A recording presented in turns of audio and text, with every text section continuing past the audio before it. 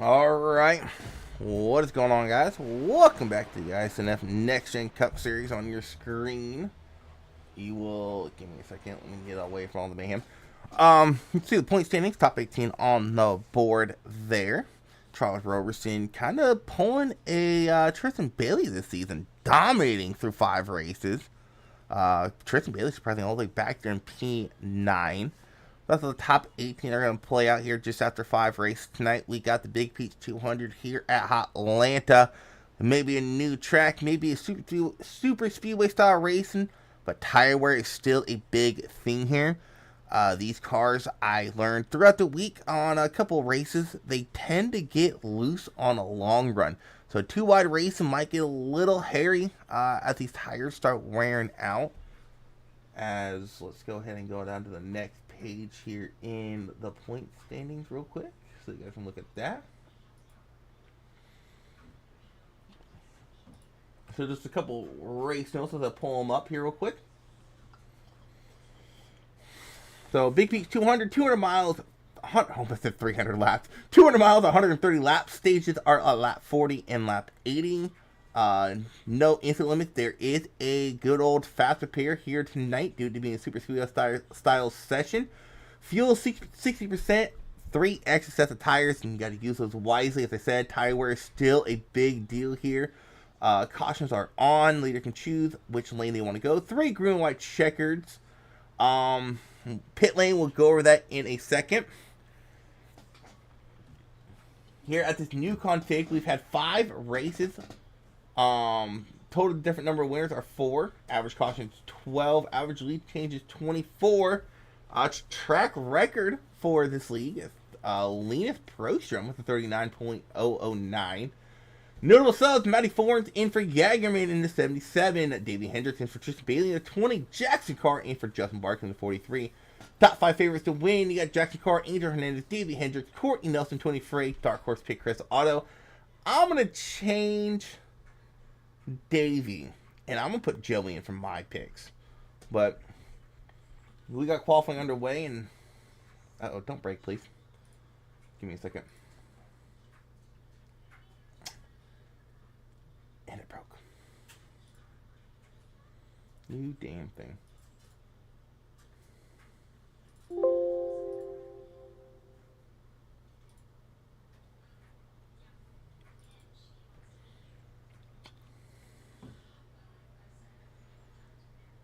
Alright, so we got qualifying underway. We'll pull up our little nice, neat little NASCAR tower. Oh, that's the ticker. So the one thing I want to talk about qualifying is, let's see if I can't get a good camera angle at it. I might have to pause it. Give me a second. Maybe turn 3 entry. So on your screen, you're going to see this line right here. You're going to see a little box. I'm trying to find a different angle at it.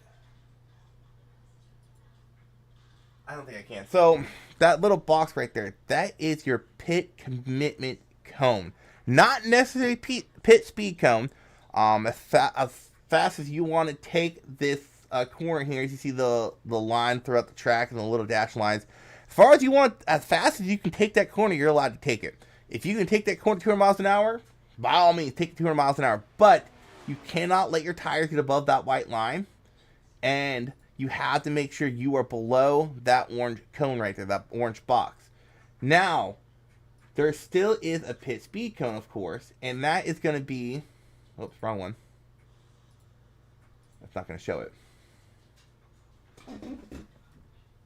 You have to turn forward to show it. So, your pit speed cone is still going to be this cone right here. You still got to get down to that 55 miles an hour by that cone. But you have to enter pit lane off of turn 3 like they do in real life. So that is going to be a big factor here tonight, is who's able to maintain as much speed as they can through basically the apron on 3 and 4. And that also is under caution too, which could cause possibly some black flags being handed out, because if you are the leader and you go along the apron and you pass the pace car, or if you're pitting and someone in front of you isn't pitting, you pass them going into pit lane because you don't see where they're at, you will get a passing under yellow, and that will be a hold penalty. So a couple of factors in here tonight. Let's actually pull up someone who does some officials. Let's pull Jackson Carr up. Mr. Jackson Carr, what is going on? Hello, can you hear me? I can hear you, so I pulled you up because you are one of the guys that I know that tend to do a little bit more officials. Have you done officials here this week? Not any here this week, but I have a lot of experience in this car at this track, so I Well, feel like I it was gonna counts. ask you questions on pit road entry, but that don't help because you haven't done nothing here. Pit road entry, we're gonna tuck our balls in and we're gonna send it as hard as we can in, and hopefully it sticks. Um, I did a little bit of practice on it earlier, and I made it. I did 1 of 1, no penalties, so that's gonna be the goal. I don't know if we'll get the to that point, but there's always a chance of anything. Now, Usually, you just kind of go on what other people are doing. now, when you did that pit road entry, how fast were you able to go on the apron? Because I know you can't hold it wide open 180 miles an hour. I know me. I think I can do around 140, 130. I don't really look at miles per hour, but I do know it gets really sketchy on that pit road entry. And is the violation, is it the white line or the red line that you can't get your tires above? Um, I'm not quite too sure. Actually, hold on a second. I can pull that up real quick. I can go to rules. Oh no, I Oh, can't. They don't have it on rules. What? Oh yeah, pit road entry rule. There it is. All cars must enter the pit road by the entry of turn 3 by having all four wheels below the painted orange square and staying below the white line that follows. Okay, well, I answered that question. All right, man. Well, good luck here tonight. Currently sitting on that pole position. AJ Green gonna be outside of you. okay. Do these cars still get super loose with old tires, right? I wasn't able to do a super long run there. It doesn't matter. And I looked, I was going about 120, Oh, okay. and I was on the limit. That was on a little bit of a run too. That looks about 11 laps of a run. Racing hard as well.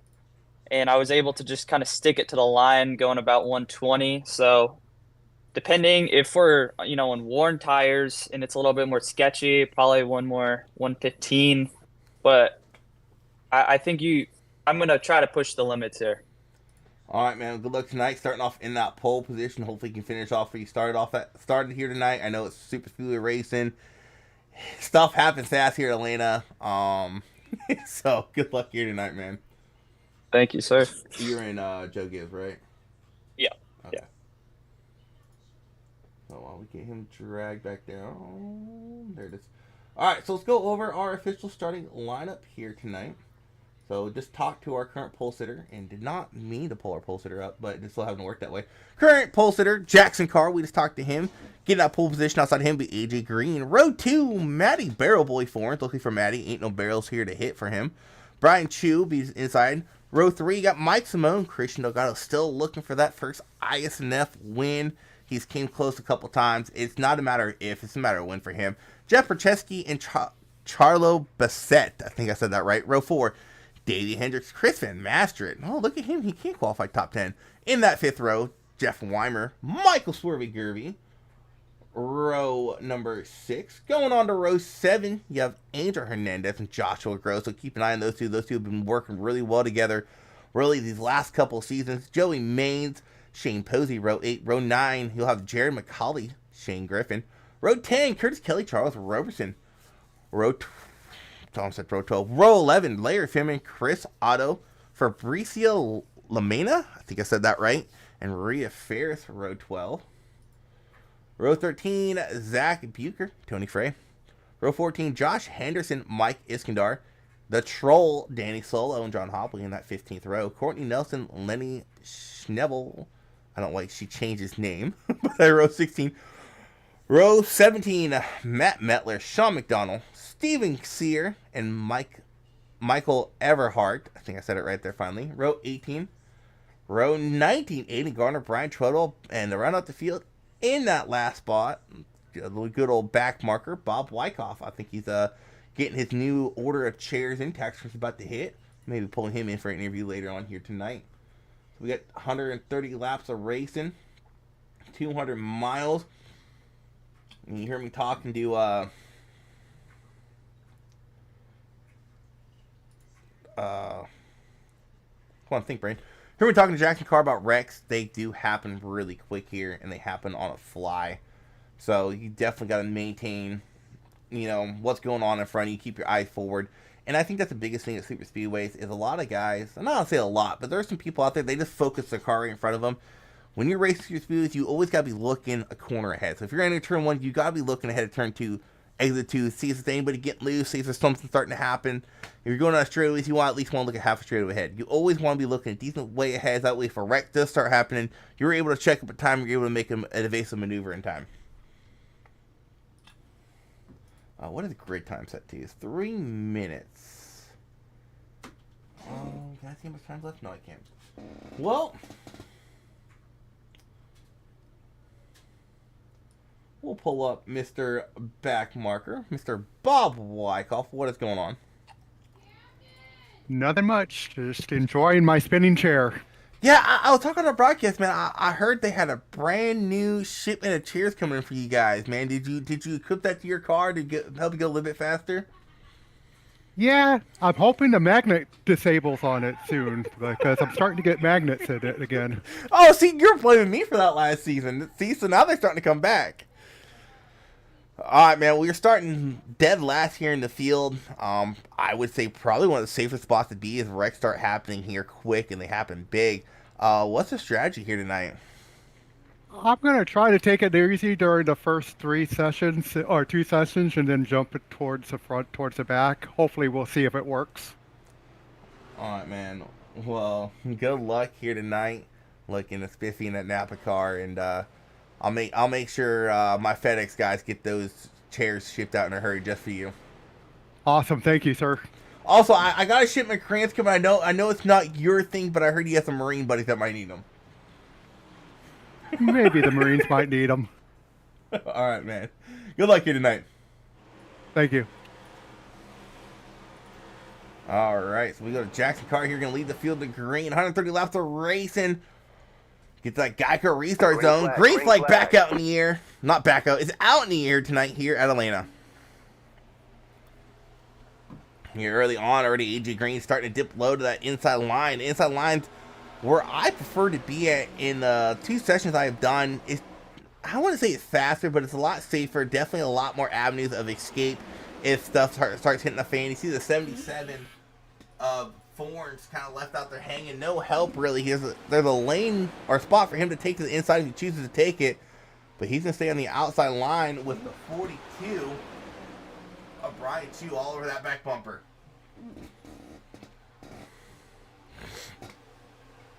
Here early on, some guys are starting to single file it out, and we still got some 2 wide racing back here. It's a battle for 4th here early on in lap 2.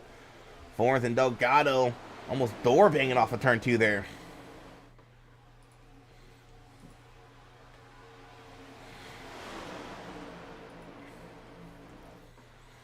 And one thing I'm noticing is these guys are battling it out, and that front 3 is actually pulling away. I'm gonna say it now. I'll probably say it again throughout the broadcast. We got 242. I just realized that. We'll have to figure out who that second 42 is because it's not Brian Chu. But the most important car when you go to these style tracks, especially these next ones, is that third car. And you see Brian Chu doing a really good job making sure AJ Green can stay hooked to the bumper of the 43 at Jackson car. Just give me a second. Who is that second 42? Is it the 10?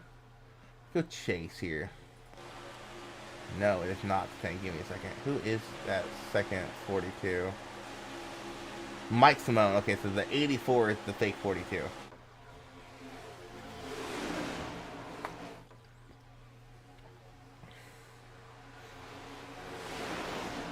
Ooh, getting a little dicey already. See Delgado able to finally clear him at Forns and be able to suck up to that car in front of him, the 42 of Brian Chu. The leaders did have a little advantage to 12, I believe. Or maybe it was a 21. No, that's a 2 of Weimer that just went up there and tagged the Wallfield Trioval. Very tricky quadruple trioval, where you want to call it here in Atlanta. Those cars tend to get a little bit snappy, tight, and loose throughout it. 2 wide becomes really sketchy, especially on older tires. You see the outside line led by Matt Forn starting to fall back. Chris Van Match in the 38 machine is going to be able to get a spot taken And they are just starting to fall back here, and a lot of that has to do with the fact they're just not formed up very well. You see Weimer, there's about a good half a car length gap between him and the 42, aka the 84, and Mike Simone. Just not formed at all compared to the inside line, and they're still falling back. Also, I'm noticing this. We do got two distinctive packs formed up here already early on in this race. We pull up our track map. See the one of Mike Iskandar, he's leading this second pack. Look. And Rhea Ferris, the car that's kind of at the tail end of this first pack. Already some damage on the 41 I'm seeing. A little bit of nose damage. Nothing too significant. The leader's already coming up on some lap traffic. That's Matt Metler. Must have started from the pits. You can go a lap down here early on lap 7.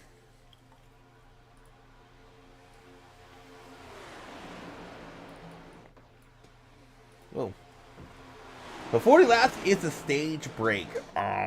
Fuel wise, I want to say these guys can only go about 35. I might be wrong on that, but I want to say that is the fuel window. So I would not be surprised if this stays green to see some green flag pit stops. And there are some guys a little bit further back. I hate to say it, but people like Chris Van Master, he's in a good position to save some fuel here. Jackson Carr, Matt Forn's definitely not saving any fuel. Like Matt Forns and Mike Simone finally able to get to the inside line, slides up in front of the 38 of Chris Van Mastert. Ooh, the 47. Lenny into the wall for turn 4 or turn 2.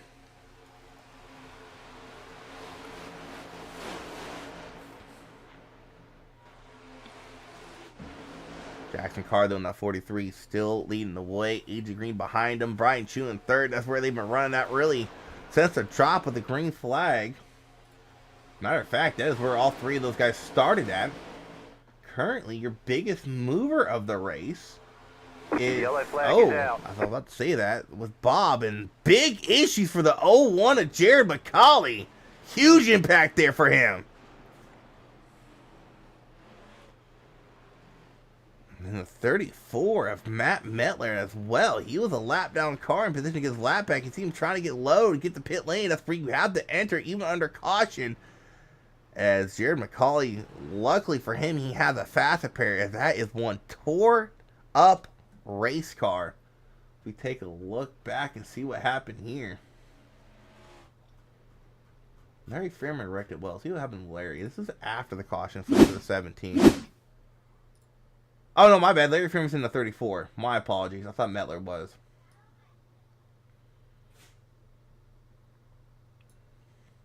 Alright, let's see if we can't go find this wreck. Here it is right here.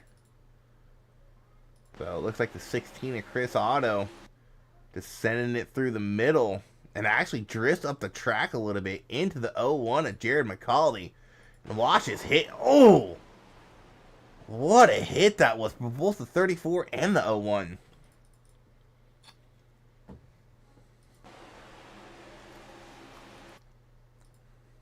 Take another quick look. Yeah, it looks like the 16 of Otto wanted to go shoot the gap. Got a little tight.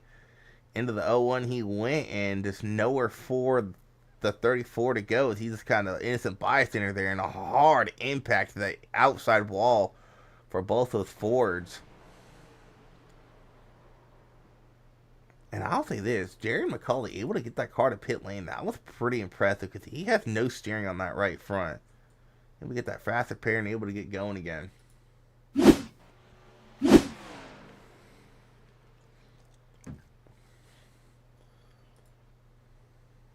Surprisingly enough, the leaders did not come down pit lane.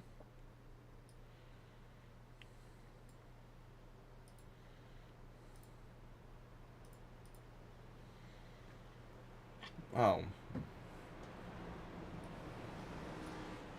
I don't know who drug Metler up here.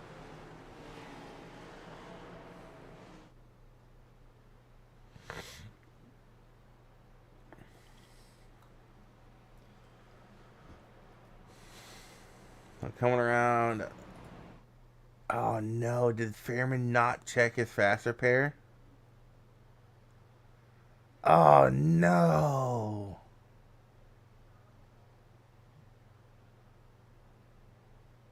I don't think he did.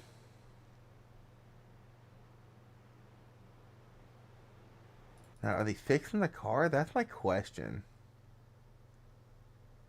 I mean, he took a hit, and that looked like that was...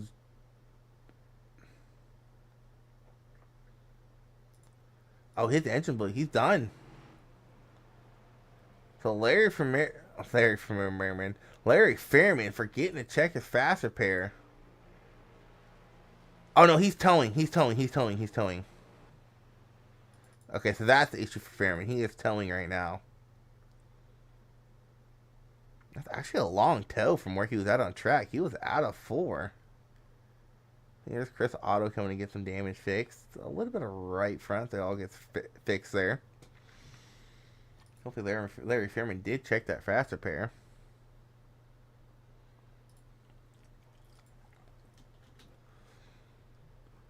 I think the leaders are... Yeah, they're 2 by 2 here. Hopefully Larry Fairman can get back out there. He's currently 3 laps down, 2 laps down. Yep, there it is. Fast repair on. And he gets it rolling again. Gonna be 2 laps down, but lucky for him, it's early in the race, still a lot of time. Still probably plenty of cautions for him to get caught up. Who keeps dragging Mettler up? Green. Green flag back out in the air. Mettler's still in the race, right? Oh no, Mettler's out. What's going on, Mettler? I thought you were still in the race. What happened? No, man, we called an audible, brother. I said I'd come up here and give you a help or a hand on the broadcast side of things until I got it cut loose for my broadcast here in a little bit. I kept dragging you out, so someone dragging you up. I'm like, get the hell out of here. I know you're probably like, what the heck is he doing? How does he have these permissions? But No, yeah, here we are. It's not that. Sometimes Rhea will screw with me and drag random people up just for, I can't say the word, but just for giggles. And it's like, stop it. I thought you were screwing with me again. Oh, all right. Well, what is going on, man? Speaking of that, those 2 Fords took it to the face on that last caution. Hopefully that sends a message to the field and calms things down. But I'll tell you what, since we're back to green flag racing, that Toyota being piloted by Jackson Carr, just like the marketing slogan says, let's move forward. He's gone to the front, and he is holding it there. And he's got a mouthful of AJ in that blue oval right behind him. And another Toyota, the plate track ace, the 42 at Chew, rounds out the top 3 as they currently run right now. Yeah, Chew has been very dominant on plate track racing. I want to say all his wins here in the series has come on plate tracks. Oh, there is a scuffle towards the back. Caution, yellow flag. And now there's a caution. So that's going to be caution number 2 on the evening, both for incident on the racetrack. The first one, as you already saw, that is violent. Little Toyota on Toyota crime there, as looked like the 19 of Shane. I don't know if he was trying to check up or if the 54 just misread that, but I think the 54 misread it because he just shot the gap low. Yeah, that's twice now. You've had that little glimmer of hope, that light, the parting of the Red Seas, if you will, and oh man. It's just one of those things, Isaac. Just because you have that hole there when you see it doesn't mean you're going to have the opportunity once you get there, and that closed up. And unfortunately, shots fired again here on the racetrack, as that's going to really impact the 19's efforts here, as he has it down there underneath that red line. You can see that front tire there completely locked up, not rotating. That's going to be an extensive amount of time in the pits for the 19. No, he got the fast repair. They got a fast repair here tonight. Also, another innocent bystander in that was the 99 Aiden Gardner. Got a little piece of that.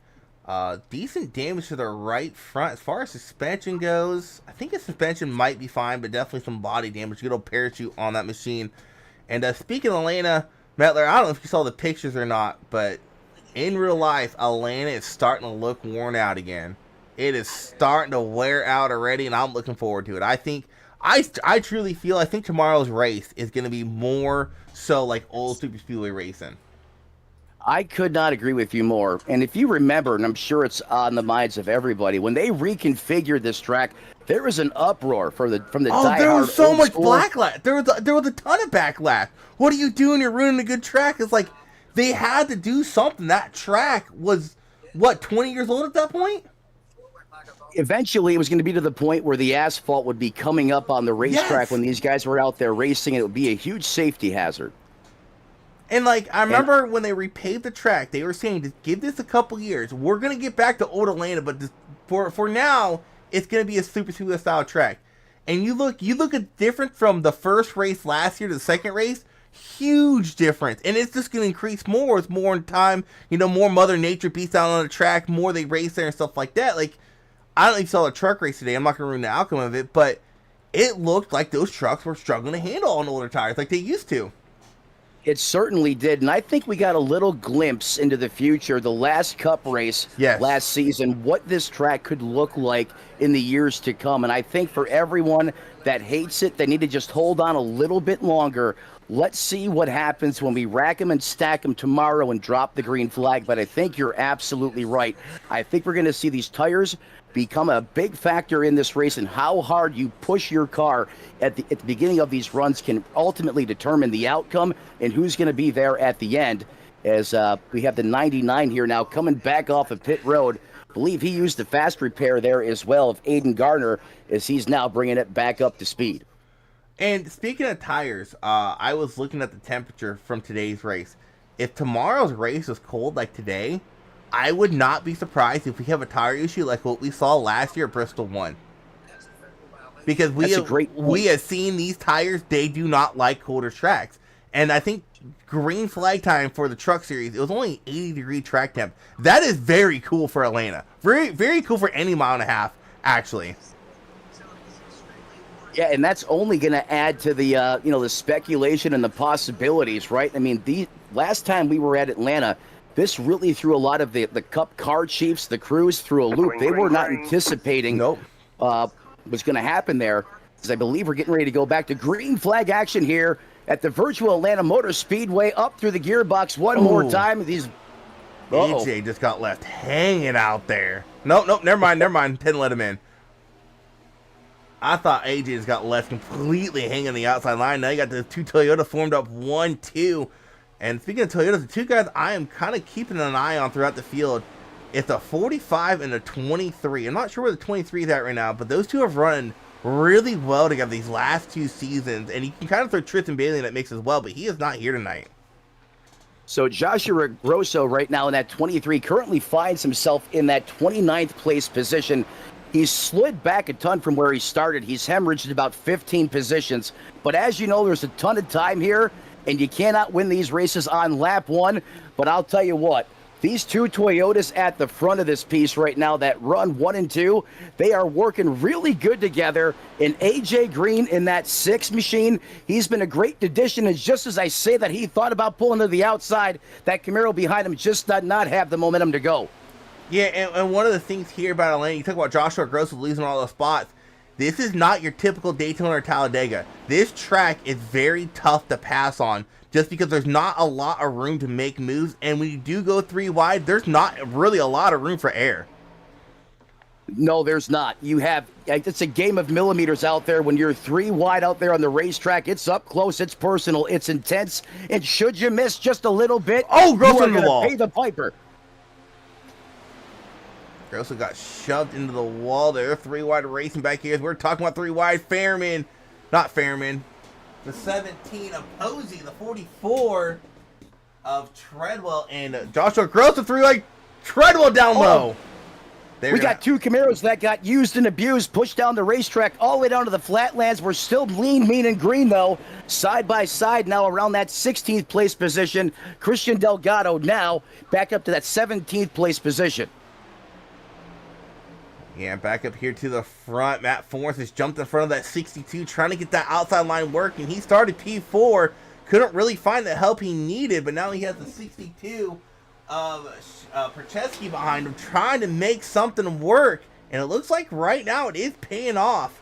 He is catching even, he is making even with Joey Mays and getting that bumper, the 41.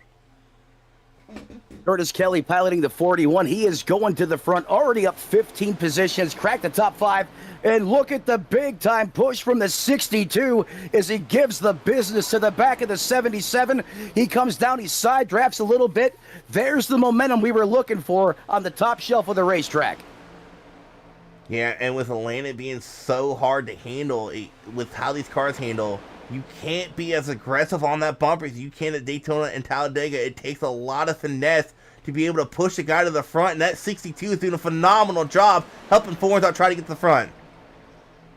It's all about your dancing partners at these racetracks. Atlanta's a hybrid, but for right now, I still treat it like a plate track. You just got to have a little more finesse. You have to. And look at that. Look at how much momentum they lost on the high lane as soon as the 62 decided to breathe that Chevrolet a bit. I mean, you really have to have elite troops on the top shelf of this racetrack with a lot of side drafting. You got to get up close and personal to that inside lane. But if you miss, the consequence, it's disastrous, and that's the risk you take here, trying to be aggressive in the early going on the outside of the racetrack. So pick your poison and pick it well. Yeah, and I would not be surprised if this 10 slides up in front of Matt Forns and maybe try to get himself to the front. He's staying down low. No, the 6 to AJ Green actually, he was going to try to make a move, thought otherwise, cuts the nose off of the 10. Yeah, he got lucky. I think the 10 gave him an early Christmas gift here and burped that throttle a little bit. Now, if that was to happen, 10 laps to go, that could have been the big one at the front of this field. 10 laps to go, I ain't living for nobody. That's right. Teammate or not, sorry. So, watching AJ Green make that move, I said the 10 might move up. I really feel AJ Green might be the one to move up to try to jump in front of Matt Forns here. Because that outside line is starting to move a little bit. He has moved up to that 4th place position side by side with the 10 as they roll through 1 and 2. They roll through 1 and 2 side by side, but we got a 3-car breakaway at the front. Jackson Carr, the plate ace, Brian Chu, and AJ Green are trying to get away with a 3-way tandem as the 42 drifts up the racetrack. We have him rack stacked fast and furious behind him. Is now the 10 breaks free as well. So the first 4 cars now, about to be 3 cars once again, are single file. Then we got those 2 freight trains fast and furious on the top shelf of the racetrack. And there's that 62 once again, giving a big time push through the corner to the back of Matty Forns as they try to get some energy dialed up on the top shelf once again. Yeah, we were talking about the 62 giving Ford the push, but that is not the most important car in our draft needs next gen. That 3rd car in line, who is the 84 Simone, he needs to do what he can to stay on the bumpers. We have a yellow flag. Caution number 3 of the night. Just as it was starting to get good in the neighborhood down there on the racetrack, that yellow flag shows its ugly face once again. Oh, and Shane Griffin, unfortunately, involved again. He had already used that fast repair. This might be night over for that 19. That one's interesting. It looks like he was coming down, the idiot was coming up, and they just pulled a Frankie Muniz and met in the middle. Oh, well said. They had a meeting of the minds. They went Donkey Kong mode, as I like to call it. And unfortunately, that JGR Toyota teleports it to the pits with some extensive damage, and to your point, I think he may be done for the evening. And let's get a rear chase look at this car. As I don't know if he's necessarily done. I know the DVP clock is a thing in iRacing now. The biggest factor to see if there starts fixing on the car. It's just so hard to tell because he didn't drive the pit lane, so I couldn't get a view on how his tires were rolling. Oh, no, he's done. He's done. He has his left front pointing to the right and his right front's pointing to the left. He's done. Yeah, it looked like he had Bluetooth front suspension, but he had teleported it to the pits so quickly. I couldn't get a good read on it either. So thanks for going back there and taking a second look. And as we now slow this race down to a snail's pace, it's still the lean, mean Toyotas at the point. AJ Green, the first Ford, in 3rd. Then you have the 10 KLR machine in 4th, and Matty Forns rounds out the top 5. Curtis Kelly, second biggest mover inside the top 10 in that 41 machine. He's up 14 spots to the good. Then you have Jeff, I don't want to butcher his last name, in the 62, even with the board, the 8 Thank you.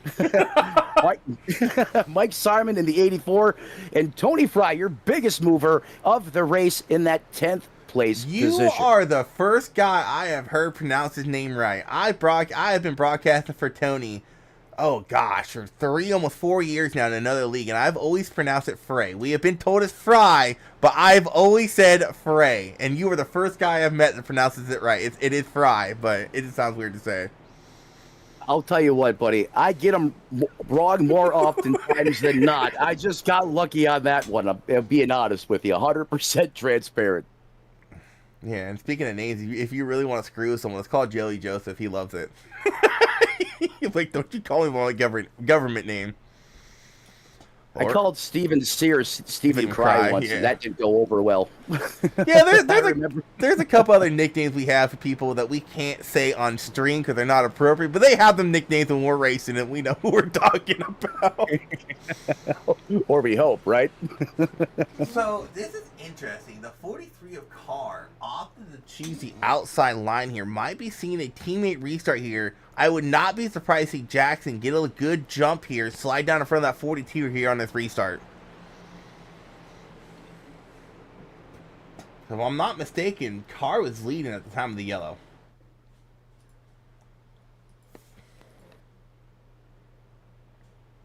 Isaac, I have to step aside for a moment, but I will join you back here up top in a couple minutes, brother. All right. All right, so we're going to take the green flag with 6 laps to go here in stage number 1. You saw some guys come down pit lane that time by. Would not be surprised to see him stay out here at stage break, get that very important track position here at Atlanta to when we go by green flag race for stage number 2.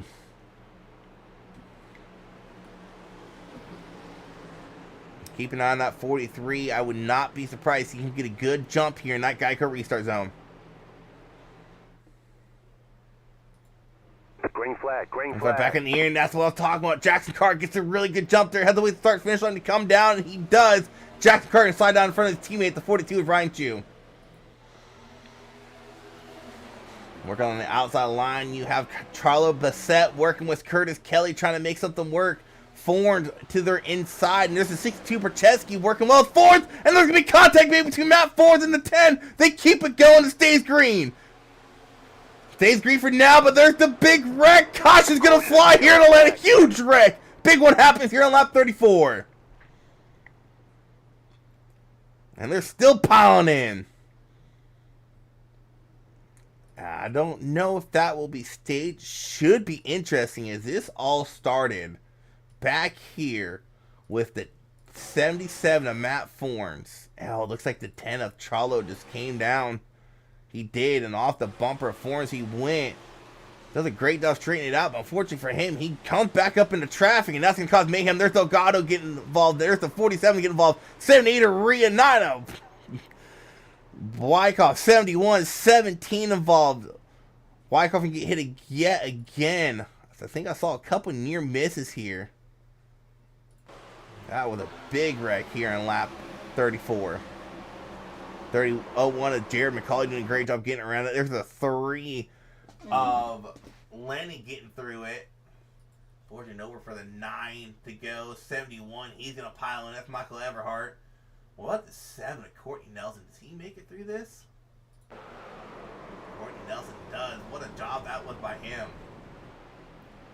I actually want to rewind one more time. I want to go on board here with Jared McCauley. He got a really good view of this wreck. Right on board here is the 01 stacking pennies machine of Jared McCauley. The wreck happened in front of him. Look at that innovation. We were sharp left down low, able to get away from all the mayhem that ensued. That was a big wreck. Let's go rear chasing and just watching mayhem unfold from Jared McCauley's bumper. I think Chris Van Matchett makes it through this too.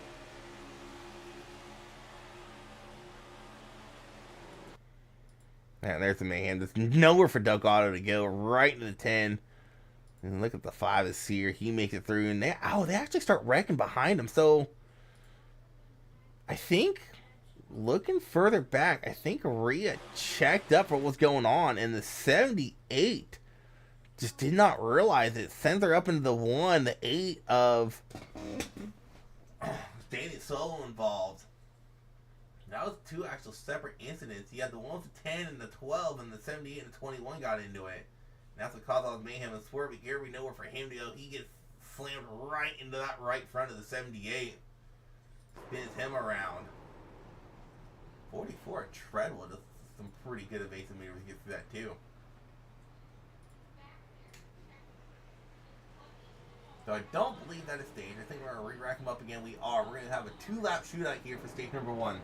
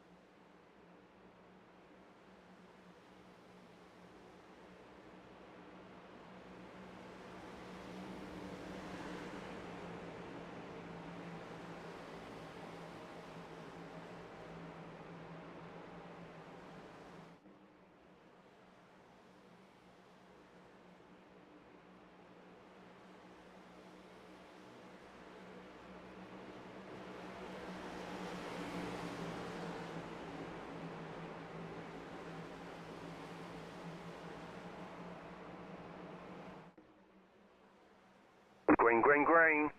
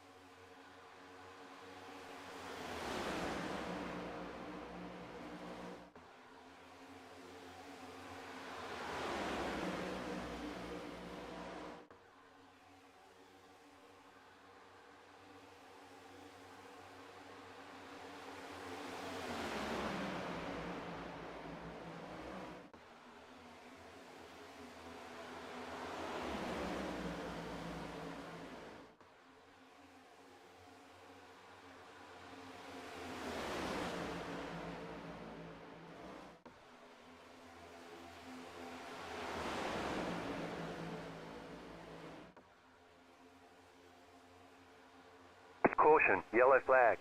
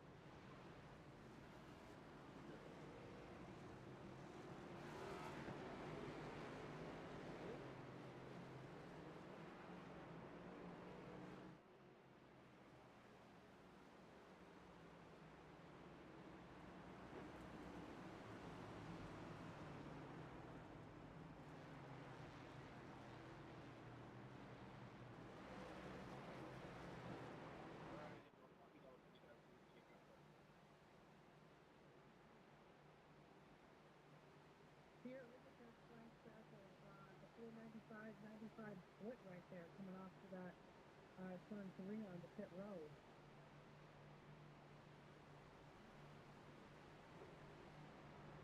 Come on, that was Blackwood, that's from here, I saw from the yellow. Dang. Yep, right here.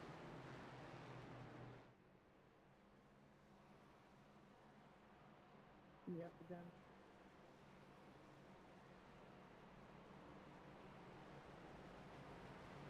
With me, because I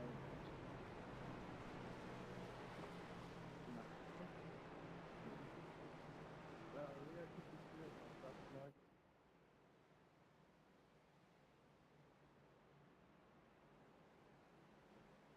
the 3 needs a black flag clear too, I guess, for the same reason.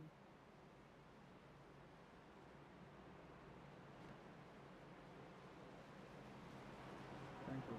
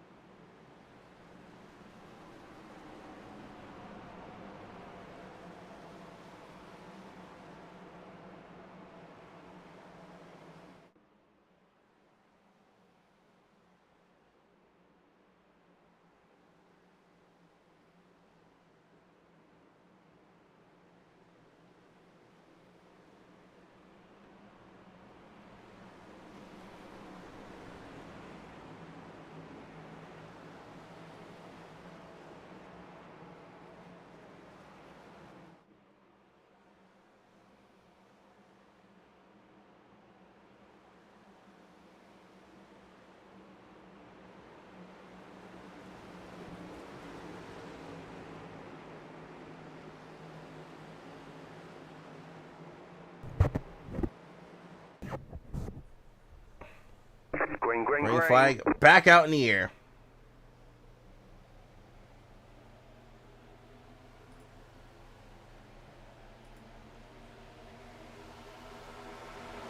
Stevens here is a good restart. You know, the 7 of Courtney Nelson side by side with the 4 of John Hopley. Leading that inside line. Got some guys coming down pit lane. Pit road violations for them. They're going to have to serve. One of them being the 62 Percheski and the 11 of Robertson. And then the 9. 99 of Aiden Gardner. A lot of guys coming down pit lane now to serve penalties. Gardner blinking out a little bit. The 1 of Isnf coming in as well. I wonder if these guys have a hold. You see her up there on the high line. 3 wide, exiting turn number 2. They go back live. Green flag race. And the 17 of Shane Posey leading away. Here comes the 43 of Jackson Carr to the inside. Dash guys, be careful there. Can't advance their position below the red as he almost did there. Here comes AJ Green and Curtis Kelly on the outside. AJ Green and Curtis Kelly charging hard, working Wuttig on the outside. They have another Ford until that's going to be the 0-1 of Jared McCauley. Stacking Pennington Sheen working his way through the field, running just about as good as Corey was last week in the 500. As I will say this, my kid was heartbroken when he got wrecked. Some reason my kid is a LaJoy fan. He likes the 7, but he's I guess Corey LaJoy has a special place for him in his heart because he likes to root for Corey LaJoy. 4 of Hopley. I don't know if he got a bad bump or what. Got really loose entering the corner there. Unfortunately, some of these guys now a lap down. Going to put him behind the 8 ball here as a number 6 at AJ Green leading the way as Curtis Kelly giving him good pushes down the backstretch into turn number 3. And here comes the outside of 17 of Posey. What a save! That was just a bad bump there by the 43, and payback might be coming his way. The 3 wide entering turn number 1. A bunch of jousting for position going on now. A lot of that due to the checkup. Oh, as Chris Van Matrick goes around. Yellow flag. Quick caution there, just a single car spin. Well, let's go back and look at the save Posey had, because what a save. That's really started this whole stack up. think he just got a bad bump from the 43 of car. He did. What a save. And then this is where the checkup happens. And we take a look behind him. He's trying to come back up on track. And they're 3 wide, almost 4 wide here. John Hopley tucking in behind. See some guys getting in the wall. They're still 3 wide. The 47 all the way below the apron. And then the 38 gets turned off the nose of Mike Simone. Not too sure where Chris is trying to go there. And the hole is there, but luckily for Chris, it's just a single car spin. Lucky Dog this time by should go to the 62 of Jeff Percheski. Should put him back on the lead lap. See quite a few leaders come down pit lane.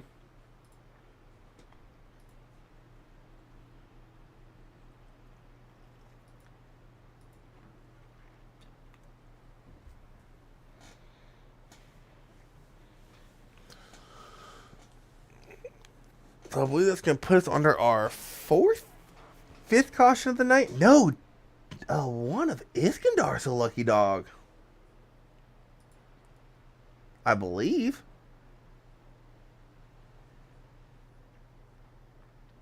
No, it should be Percheski.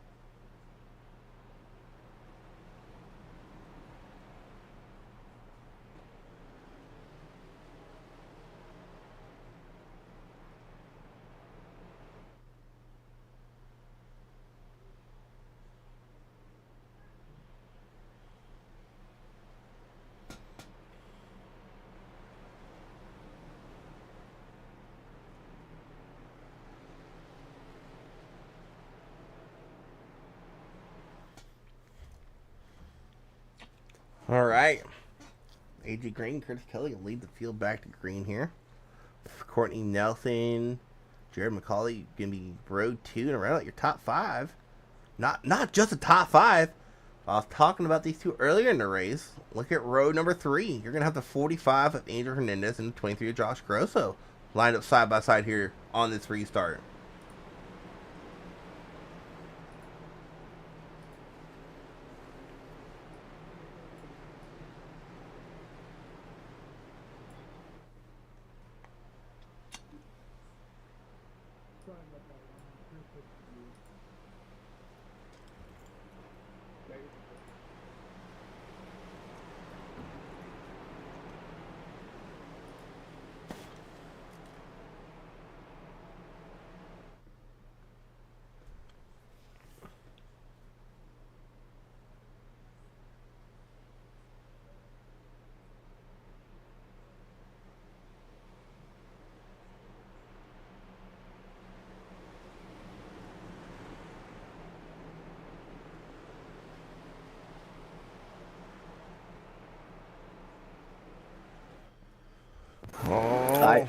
Alrighty.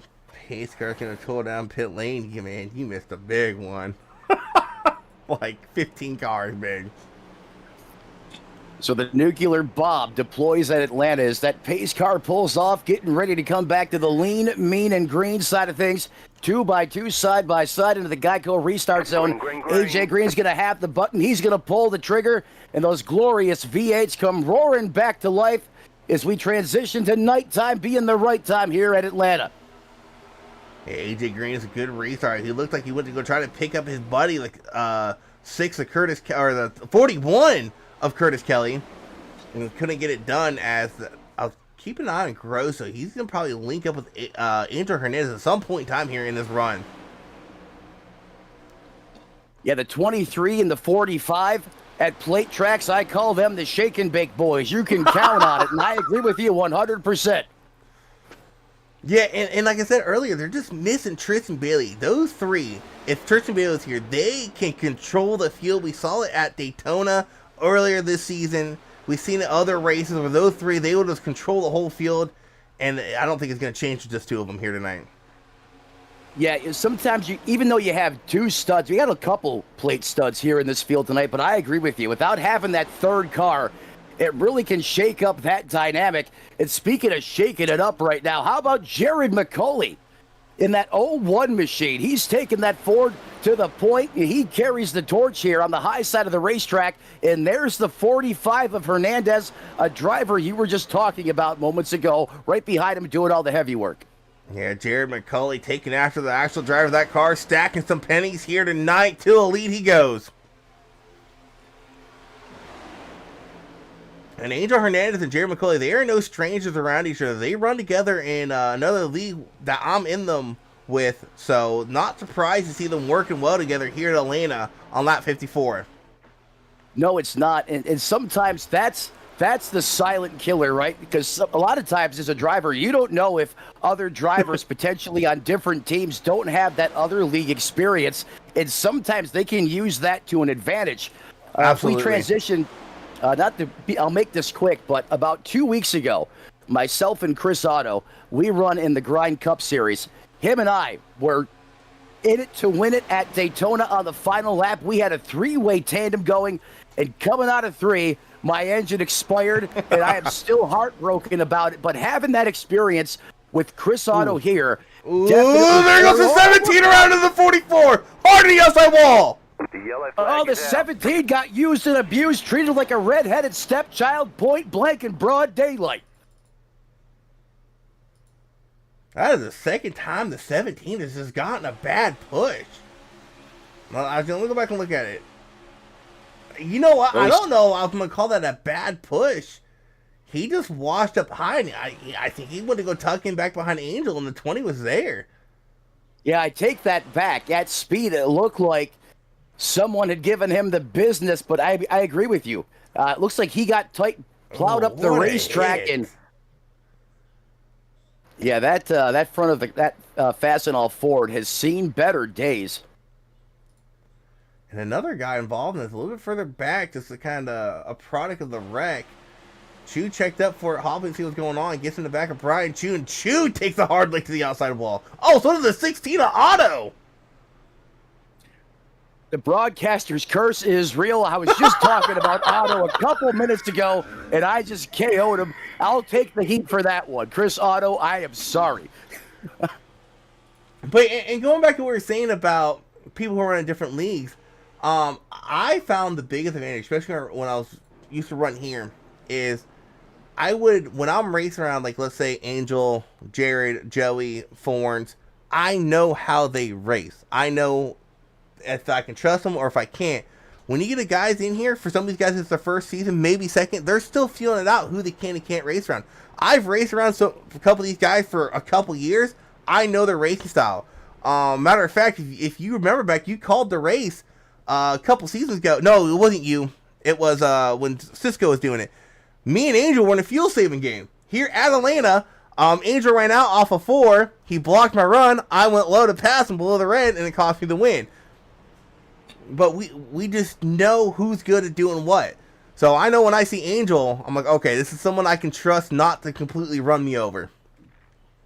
You know, it's a great point you bring up. It's a lot different, you know, for a new guy that hasn't had the experience in this league. Sure, you can have all the iRacing seat time you want, but when you join a field, a group of individuals, and you do not have that experience, you don't know who you can trust, who your driving style meshes with versus who doesn't. That's a lot of unknowns, and that's a big learning curve for some of these new faces coming in. And usually you have to get that mojo going before you really see them develop to the full capability and compete at their maximum level in any league for that matter. And that was a great point, and I'm glad you brought that up. Yeah, and another point to bring up, especially when we're at tracks like this, super speedway style tracks, I tend to find myself, and this goes for leagues or officials, I tend to find myself working with someone I'm in a league with, or another league with, more often I'm working with someone who's just in this league. Like when we're super speedway racing, I would in a heartbeat go out there and help Angel out over someone like maybe Courtney Nelson. Nothing against Courtney Nelson, it's just someone like me, Angel, Jared, Joey, Maddie, we've raced around each other, so I'm like, hey, let me help you out just because I know you better than this other guy. Well, and not only that, especially at a racetrack like this, that is, half restrictor plate, half 1.5 mile oval, you have that experience. You also have that faith in them. You have a little more confidence that, hey, they might not give you that bad push. They might not engage the flux capacitor on you, so to say, and put you in harm's way. As those lights go out on that iRacing.com pace car, we get this deck shorted, reshuffled again. And how about Courtney Nelson? Not up 10, not 20, but 30. He started in the next county, and here he is on the outside front row. What a drive out of the 6. Yeah, it's drive out of 7, and Courtney Nelson taking full advantage of flipping the field position a couple cautions ago before that last stage ended. And he pitted with the yellow before the stage end, stayed out, and taken full advantage of the track position gained as Courtney Nelson, Curtis Kelly and AJ Green. What a restart those two had on that outside line. It's the Mustang gang that are in tandem COT mode, and the bottom lane says, hey, if you can do it, we can do it too. It's just a John Force special down the backstretch into the turns 3 and 4 complex. That inside line's a little more disorganized. It should favor that outside lane coming out of 4. Yeah, and just behind that Mustang tandem, we have a Toyota trio just behind them. Hernandez, the 20, the 23. They're linked up nose to tail on the outside. On the high side of the racetrack, it's fast and furious, ripping the top shelf where Mama hides the cookies. Multiple cars touch the wall. Self-inflicted concrete poisoning is the 6 and the 41 take it to the basement. I don't know if I agree with that move by those two Mustangs. I would have stayed up high in front of these 3 Toyotas. We have seen Toyotas work well together all season long, really the last 2 seasons. You just left the lane wide open for Adrian Hernandez and company. To your point, you can ask Chris Otto. For some reason at these place tracks in this next-gen configuration, if you get a Toyota... Courtney Nelson. They're doing it again. They're up there going Tony Hawk grinding on the top shelf of the racetrack. Absolutely incredible. 3 wide, the 41 with no dance partner. He's stuck in the sucker hole.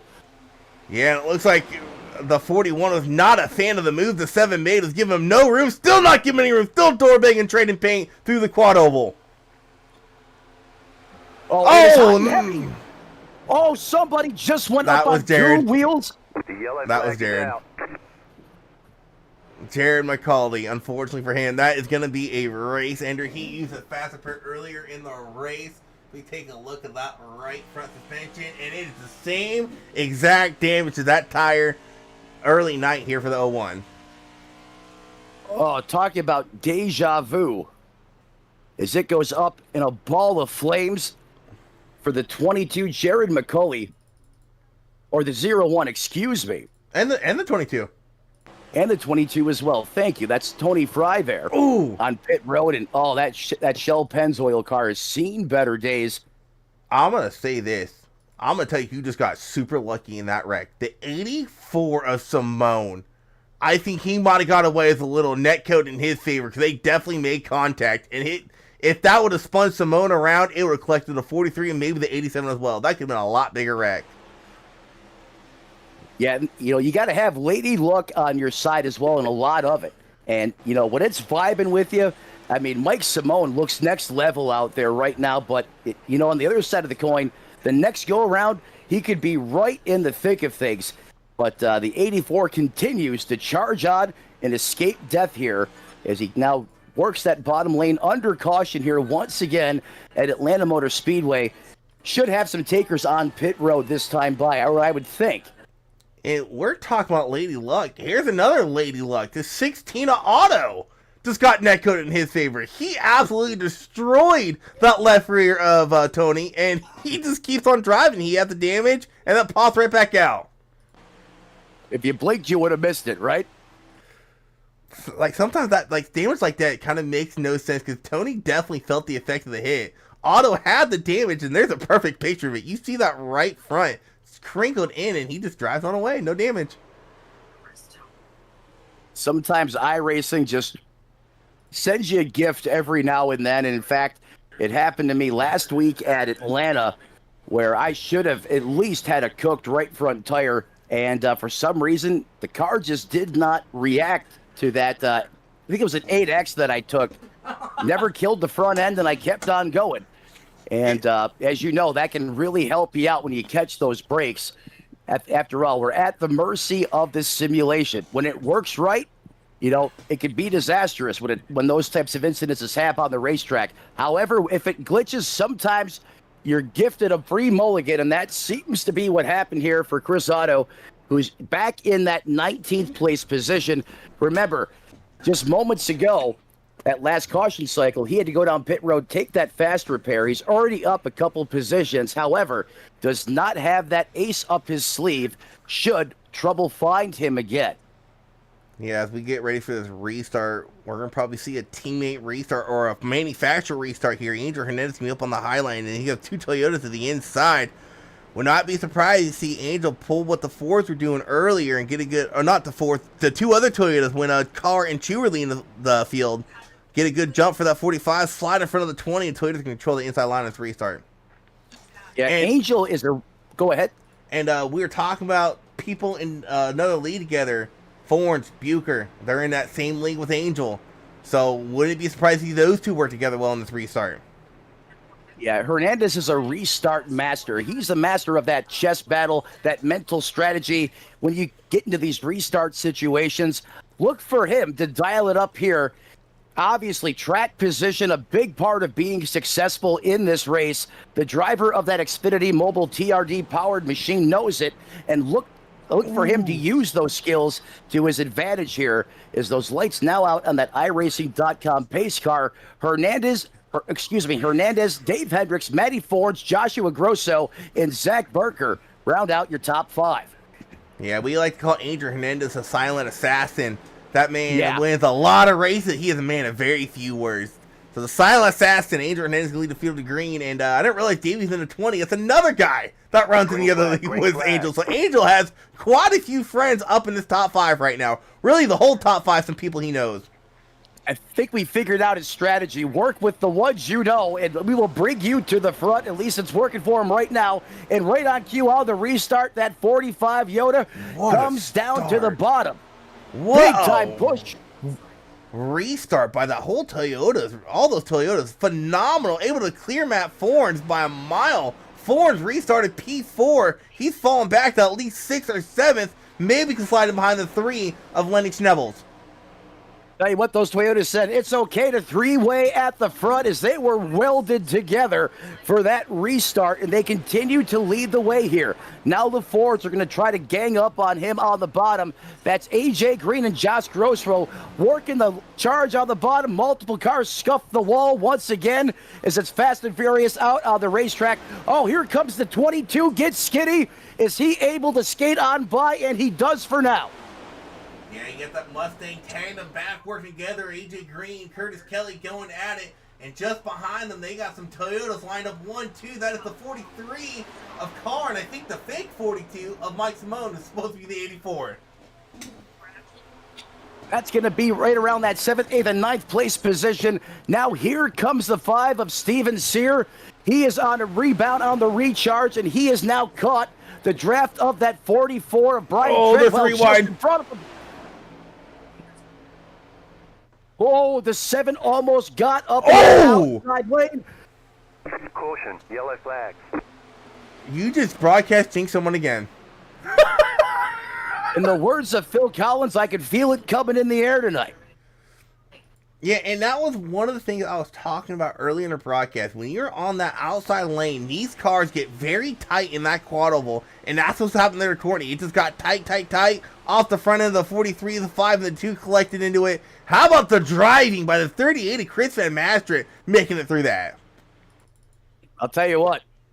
Usually he's the master of your iRacing disaster, but today he jumped up on top of the wheel and he went beast mode with that one, man. Heck of a job there by the 38. Chris is lit right now, and I'm loving it. Yeah, we might need to get a hold of those Georgia Peanut Company, maybe get him a new fire suit, because he might need one after that. Well, let's just call it. And that was the don't stain your ride, use Tide moment of the race. Well, as through as many laps as we ran this far, this being 70 now on the board, 130 the scheduled distance here this evening. And Isaac, if we need to go to overtime, we do have that available to us. And how many times at these plate races have we seen in real life and on the simulation side of things, us going all the way, utilizing those overtimes, and it being a wild finish here at Atlanta. And it seems like that's going to be the case, is the way this race has trended thus far. Yeah, and luckily here on iRacing, we don't have that lame system where if we take the white flag, we can still get yellow. Once that white's displayed, we're racing to the finish. Too many times we have seen recently a race end under caution in NASCAR, and that's one of the things I love about iRacing. Once that white flag's displayed, you can wreck the whole entire field. It don't matter. We're getting the checkered. Yeah, I call that hardcore mode. If you, in that situation, if you get to that white flag, it's Call of Duty, all out warfare, free for all, if you will, a survival of the fittest until the end. And I'll be honest with you, sometimes I love it when that happens, because if someone's done me wrong, I use that opportunity to remind them. So you mentioned Call of Duty. We'll go off topic here a little bit. You mentioned Call of Duty. They came out with the Ninja Turtles. If Angel Hernandez was a Ninja Turtle, which one would he be? Well, that's a tough question. I don't want to get this wrong. I'm gonna have to say Leonardo. Is Leonardo the quiet one? The kind of like the sits in the back. I thought Donatello was the quiet one. Well, I guess it depends on how you put it. I mean, he doesn't have a big presence on the microphone, right? I mean, he speaks with his performance out there. Yeah, on the absolutely. racetrack. He lets his performance on the track speak for him. When he wins a championship, he's very calm about it. I'm like, man, if I win a championship, I'm like when I won the Coke 600 Dig, I was like, let's go. Angel's like, yeah, car felt great. Thanks for my team. I'm like, come on, man. I'm sitting there going, he sounds like he just woke up after a 12-hour nap. And yes. But that's a part of the recipe to being successful, right? You have to be that Iceman at times. You cannot let the pressure, the intensity, and the field break you, and he's a prime example of that. Like you guys got the privilege. I don't know if you were broadcasting for it, but for both my cup races that I won, I got in a booth and I was hyped, and Angel's just like, yeah, got through the traffic. Some guys were a little sketchy. Teammates worked well with me.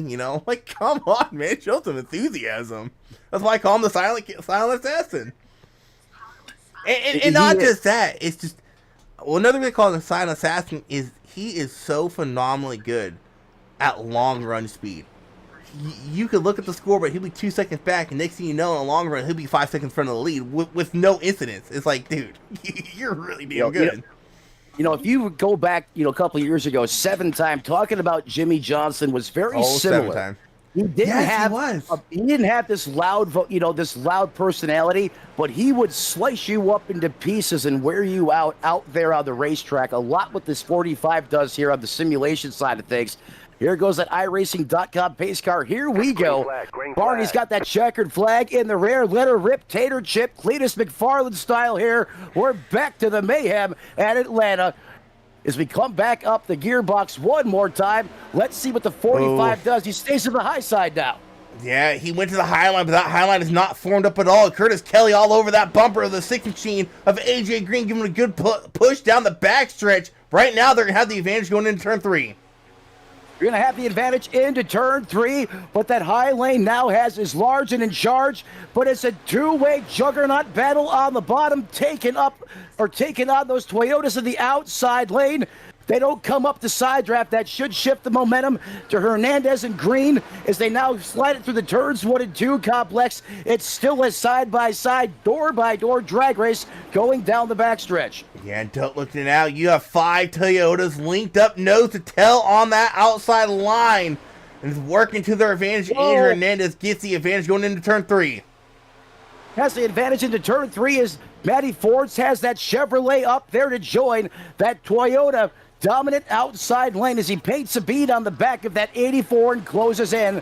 Let's see if he can give them the surge they need as that energy now translates back to the bottom. big time pushing from those Fords, and a massive lane shift. AJ Green dials it up to the heavens. Big time move to the outside to pick up the 45. Yeah, now the smart move by AJ Green. Him and Curtis Kelly cannot control the field. And they see that AJ Green goes around. Caution's gonna fly. That's gonna be the stage. Andrew Hernandez took a big hit to that outside wall. That's the one we were worried about. And unfortunately, the nuclear bomb goes off right in the lap of Angel Hernandez, and he goes head on, point blank, into that safer barrier. That was a violent one. That was a bad bump. Oh, let me go back. So, Angel gave him a bad bump. I'm not sure if the 20 got into the back of Angel. No, it's just aggressive push in there. Man, that stacked up all the Toyotas. How about the 42? Or maybe it was the 84. Not sure which 42 that was. Mike Simone, what a drive that was getting through that wreck. It was like Moses parting the Red Seas, and he squeaked his way through it. Wow, what a close call that was by him. Tell you what, he had VIP seats for that one. And I unfortunately can't join you on the replay, but that has got to be some footage from that 84 machine. What a piece of driving there out of Mike Simone. That was incredible. I don't know how he made it through that. I'm gonna break this down real quick and tell you exactly how. So Simone's doing what I do all the time. He's looking. Hey, you see AJ Green start going up the track. Simone's already starting to turn down. When the contact's made, he's already almost a whole car lane down off of the 23, and that's what able to keep him out of the bumper of the 23, and then gets a little lady luck on his side here as the seas just part and he squeaks his way through that wreck. And that right there is why you always watch in front of you about a good corner or so, because stuff like this, and oh my God, it's scary. It's incredible. Incredible. Yeah, I don't know about you, but I don't get that lucky very often. So we all remember last year Kyle Busch, right? Worst luck I've seen. How could we forget? So I really wish Kyle Busch would run with the slogan and create merch because I would buy it. KBL, Kyle Busch Luck. I came up with myself when he started having bad luck. Man, Kyle Busch has the worst luck. He has Kyle Busch luck, and I started running with it because that's my luck in iRacing. If something goes wrong, I'm gonna be found in the wreck. And don't look now, but you got the Pied Piper in that 16 machine back to the front to live and fight another day. Chris Otto. Then you have FMR's Larry Fairman and John Hopley. I got to work with the four a little bit in practice, and he seemed like he had a really good car, especially over the long run. Took really good care of those Dr. Feelgoods. And then look at Brian Chu. He is back up here as well, inside the top 5 as well. Yeah, and the one thing I've always noticed about Hopley has always ran fairly well at these style tracks. It's just, there's two things that always get to him. One, bad luck. Or two, one thing I've noticed is, I like Hopley, he's a chill guy, but man, his pit strategies make no sense sometimes at all. I remember last season I raced with these guys, his pit strategies, I'm like, what is he doing? Is he going to restart in 20-lap old tires? Like, come on, man. And I think that's what hurts Hopley sometimes is, he only has one top 5 to his name, but I think at Daytona, he was running top 5, top 10 until late in the race. I think he made a really odd pit strategy call, and it kind of cost him. He went back there with some squirrels, and next thing you know, he's involved in the wreck. The squirrel got taken out by the nut is what you're saying. Yeah. But you said a phrase earlier, something about a violent wreck. I have my thank God this is a simulator moment. I try to get one every race. You know, that's one of the things where you'll see a violent wreck, and you just think, thank God this is not real life, because that would not be good. But absolutely. Otto, 34. Ring, ring, ring. His share of bad luck early race. They're going to start the feel here. They Bad caught restart. Larry on the snooze button. He did not go, and he gets a shove, a wake me Oh, the up from 54 corner. Groovy round. Yellow flag. Just as fast as we went back green flag race, and the caution's going to come back out. John just came up and gave a nudge to the 16 after that yellow flag came out. I'm not sure if he checked up more than what he anticipated, but that was everything was ugly from the drop of the green flag there For whatever reason, the 34 didn't go. That checked up the outside lane. And Isaac, as you know, when that happens near the front, that checkup is going to unload somewhere. And I think that was a big byproduct of that caution that came out right after the green flag. We didn't even make it a half a lap. I'm going to be honest here. I don't know where this checkup started at. Yeah, there was a couple bumpers banging, but I didn't see nothing major. I see the 3 go up and tap the bumper. The 84, 54 is behind the 7, 77 of 4s, but I am not seeing no kind of domino checkup here that would cause. Yeah, that was odd. I'll be honest. I think that was just a product of people trying to get a good restart, because Weimer here, a little bit further back, he's a good car length and a half off. The green flag flies and he gets a run. Nowhere to go. 71. Oh, there's your culprit. 71 was getting a good old push by the 44 and just nowhere for him to go. Yep, Treadwell there in the 44, who currently resides in that 20th place position. He had the afterburners lit behind him in another form of a race car, and he was at the mercy there of that push.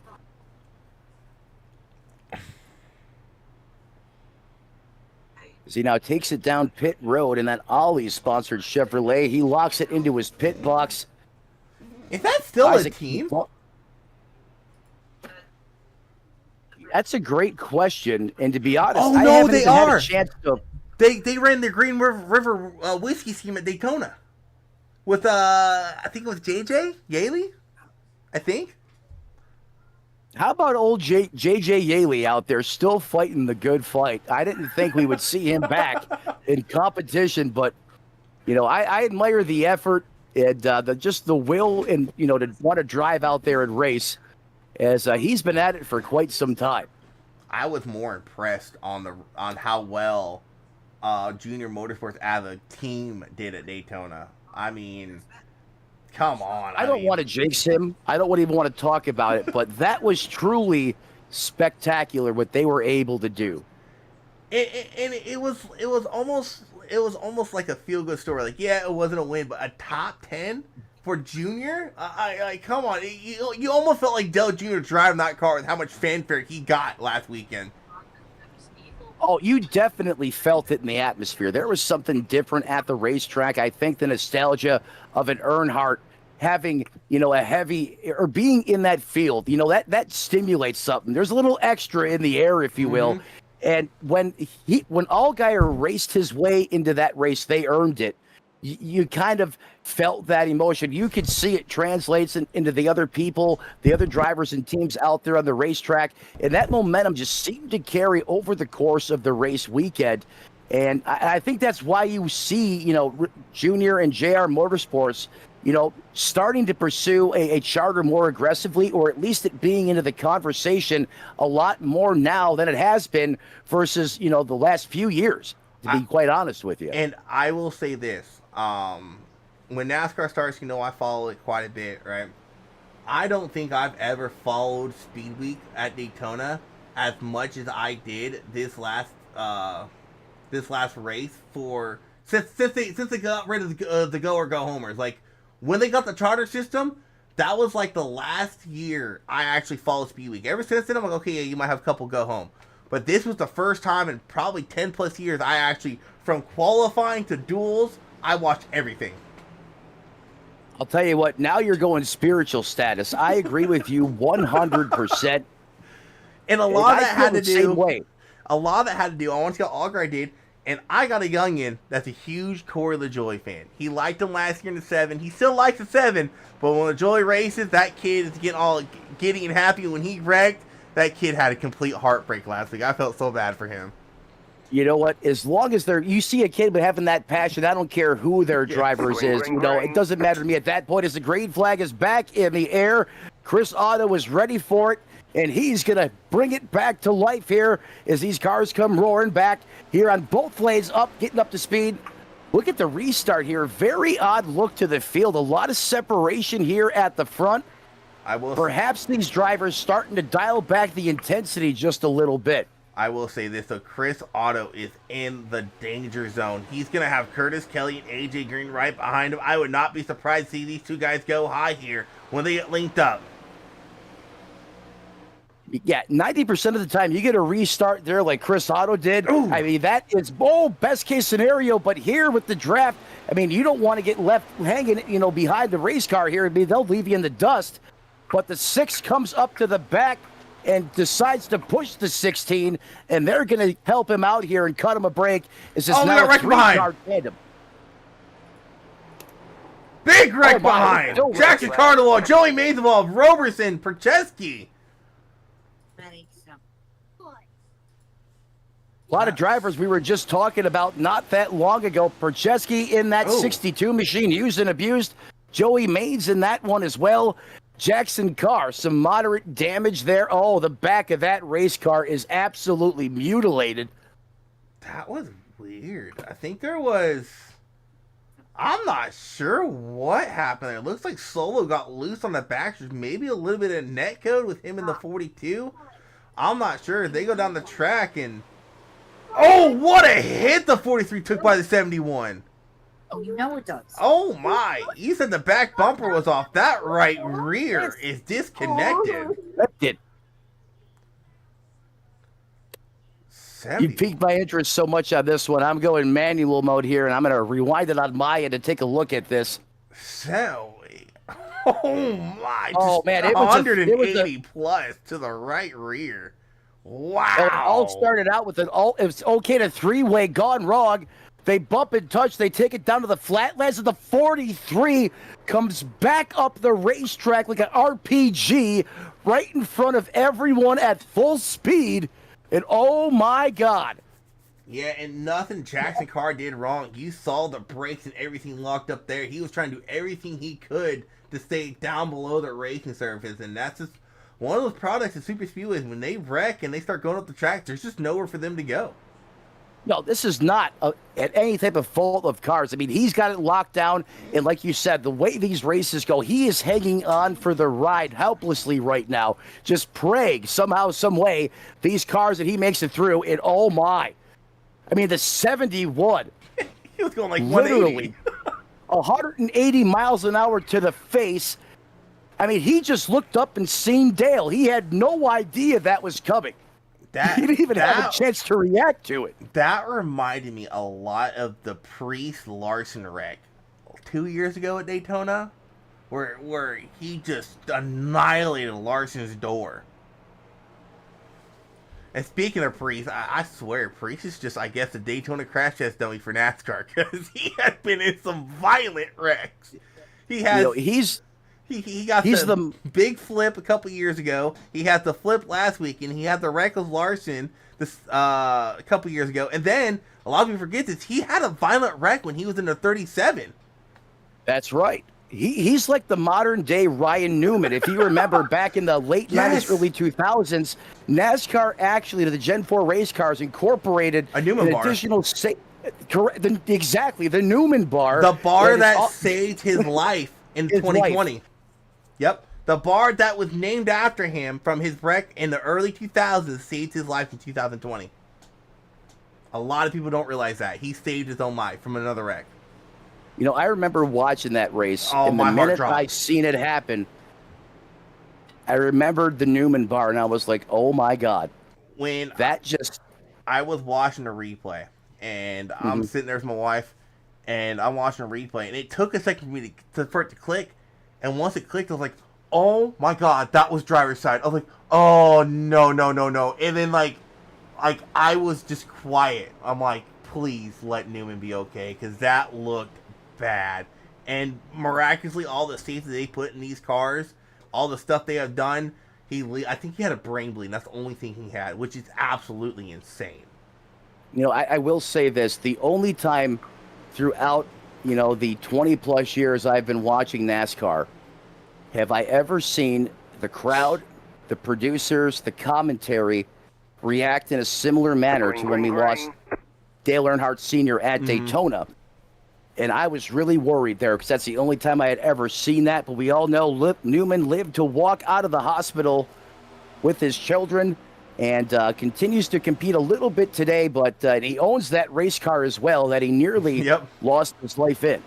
Yeah, and we're back green for racing. Going out real quick as a 10 making some aggressive moves.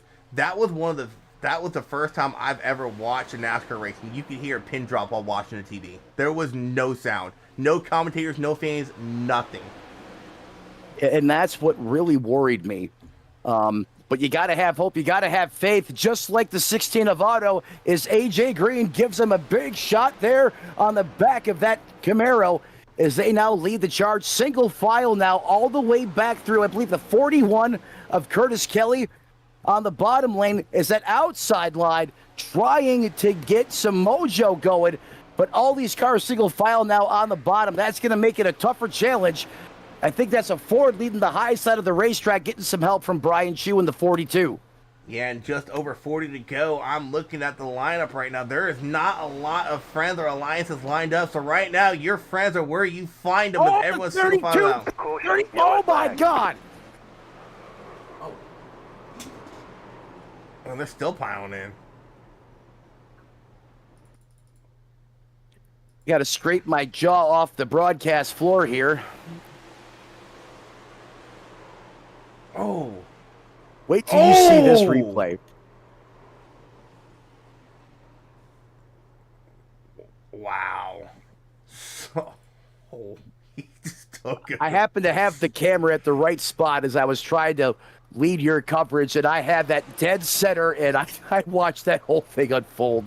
Oh, man. Oh, my. Real quick, watch Rhea avoid this. I don't know if you're able to, but oh my gosh, she just did her best drifting imitation. I said Donkey Kong. Have you ever seen Tokyo Drift? He's like, do you know what DK stands for? And Sean goes, Donkey Kong? But I don't even want to say the HMF of the league's name because we know what happens when I do. I always, before I was in the broadcast booth, I've even thought about talking about her. Moments later, bad things happen. But I'm going to go ahead and take a look at it. Yeah, she got into 99, got sideways, and drifts right beside the 34. It's like she had an e-brake installed in that race car. And speaking of drifts, I don't know if you saw it or not. I don't know if it's on Fox Sports yet or not, but I guess Alex Bowman has a drift car. And he took Kevin Harvick for a ride in it. And I was like, because if you remember last year, Kevin Harvick was giving him crap after his bad drifting in Chicago. And Bowman said, well, come over here. Let's get hop in a drift car. And Harvick's like, you drift? So he took Harvick for a ride in his Corvette drift car he owns, which it looked cool. So Cletus McFarland is actually responsible for that. Him and Garrett Mitchell, a.k.a. Cletus, are actually really good friends. He's racing a couple of his Crown Vic races, and actually that's who kind of got him into drifting was when he would go to the Freedom Factory to hang out with Cletus and those guys. And you know what's crazy? I was listening to Doug Jr. Download. You would think Alex Bowman was the one who got him to NASCAR. No, the Biff was. The Biff is who got Cletus' foot into NASCAR. And I mean, between Junior last week and Cletus, I mean, I don't think I've ever seen a bigger fan base around Daytona 500 in years. And I think they shattered what last year's viewership was. Look what one person did for the ARCA series in NASCAR. Yeah, too bad it was a train wreck. But it's the numbers, that you've seen, the spike in interest. I mean, you got all the big names talking about it. Heck, they brought him up to the Fox Sports booth. When's the last time you've seen them take a first-time entry into an ARCA race and kind of incorporate him into everything they have done post-race for a week? You just don't see that. But that's the power of, social media and YouTube. And I think it's good for the sport at the end of the day. I just hope it doesn't kind of derail Cletus from what's made him successful. Because let's face it, there's a big competition jump from him running these Crown Vics to going into NASCAR. And we've seen what it's done to drivers in the past that haven't been ready. And he's got something that's working for him. I mean, great to have Greg Biffle on your side, but I just don't want Don't want that to hurt his success going into the future. However, I would love to see him in a couple more races over the course of the next couple years. He's going to Dega. He is. And it's funny because you look at the race, the little racing he did, he was doing a better job than some of the ARCA people were that do it full time, holding that car straight. He was the fastest car in practice, I think, if I remember correctly. I think he was like top 5 one of the practices. Yeah. Okay. At one point, he was leading on the scoring pylon there as the Camaro pulls back down the racetrack. That's a Mustang. Thank you. I don't know why I said Camaro. Because you got a Camaro leading that outside line, the 10 that Charles Bassett. Thank you, brother. I appreciate that. That was an odd restart, too. The 42 of Chu just got shuffled out. Or the 43, I believe, of Car. Someone got shuffled out one of the Toyotas on that restart. These drivers are starting to figure out, though, those Toyotas are going to be a part of the game here at the end of this race, and I think they're starting to get a little less help as we're single file 3-car breakaway at the front of this train. AJ Green on the Ford, then you got the KLR number 10 machine, Courtney Nelson there in the 7, who continues to be extremely out there on the racetrack. Here comes that outside lane now being led by Mr. Restrictor, the 42 of Brian Chu. He's got help behind him, and look at them coming. They're bringing the boogie through the corner. A little bit of a side draft. Here comes some razzle-dazzle. The 6 comes up to the outside lane to block. We continue fast and furious at the start-finish line, and that 10 continues to hold steady, working with that fellow Chevrolet. In fact, 3 of them nose to tail on the bottom. Yeah, I am actually surprised how quick that outside line got formed up and made a charge to the front. They went from about the 4th or 5th car back on the inside line to the lead in the matter of a lap and a half. And I think a lot of that was because you had Brian Chu calling the shots there. You seen how he came down the side draft there. Those other drivers had the confidence to do that as well. The side draft is huge here at Atlanta. However, there's a high risk when you deploy that out there on the racetrack, and I think we saw the successes of how good it can be if you do it right. As here comes that outside lane again. Now Chu bail top side. He kicks it down to the bottom. 3 got his nose absolutely chopped off by the 88. We got a caution now, and I believe it's a product of what we just saw there between the 3 and the 88. No, actually, I think it's a 99. I believe that was 99, the TRT entry. Oh, no, it's a 2 and 71. So, yeah, this is all a product of the 88 literally coming down and chopping the nose off of the 3 of Lenny. What do you want to do? That was a bad block. Lenny cut the 88 a break, and then check up mayhem happened. The 71 gets spun by the 2, and we're going to have our, I believe, 11th, 12th caution of the night. You know, you hate to see that. I mean, bad blocks are, let's be honest here. Bad blocks like that are probably the number one reason you have, multiple cars wadded up and ready for the scrapyard at races like this. Not every time, but a lot of the time, especially as you get deeper into these races, as the intensity comes up on the racetrack. And it's one of those things. I used to do that kind of stuff all the time. I felt like I had a run, I have the momentum, and I wanted I felt like, you have an opportunity to perform, especially if you're a driver that doesn't get a lot of time at the front of these fields. When you hit a restrictor plate track like this, Daytona Talladega, you have just as good of a shot as anyone else. That gives you a little more confidence. And when I got those runs, I would want to take them. That wasn't your intention to necessarily, wipe everyone else out behind you, but you just have to learn from those experiences and know, hey, if I do this, I have the risk of not only impacting my own performance, but I'm going to have a lot of other drivers pissed off behind me, and they're probably not going to be as apt to help you at the end. And I think it's just a learning curve. The more you run these kind of races, you'll learn when to take those runs and to not take, versus when to not to. Yeah, and I'm going to tell you this much. I don't think that 88 is going to get any help from the 3 at the end of this race. I think when it comes down to it, he's going to get left out there hanging. Like I said, I get it. I don't think that was intentional at all. I just feel like, hey, he had a run. He wanted to do something with it. But these cars, they just lose so much momentum the minute you pull out of line. And you got to you got to take that into consideration. These cars are by far the most frustrating cars to run on a drafting, really any track, because the way they handle, but especially drafting decks, they are just so infuriating to run. Well, Isaac, as we're under caution, it's almost 7:40 p.m. Eastern time. I got 20 minutes before I got to start a Gen 4 League broadcast. Thank you to you for letting me come up here in the booth. It's been a pleasure. I haven't called an ISNF race in a long time, and it was a lot of fun. Hopefully, you and I get a chance to do it again. And You're I hope always you have welcome a great to join. call. Hey, thank you, brother. I appreciate that. I'm going to sign off, and you have fun up here. Hold it down, and we'll see you next time. Yeah, have fun. You have a good night, sir. Thank you.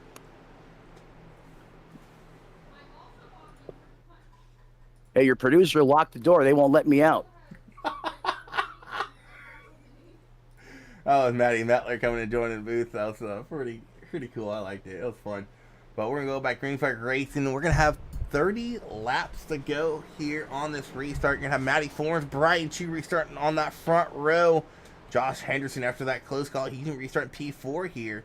Some guys did come down to pit lane to top off their tanks. I do believe everybody else still has to probably pit one more time.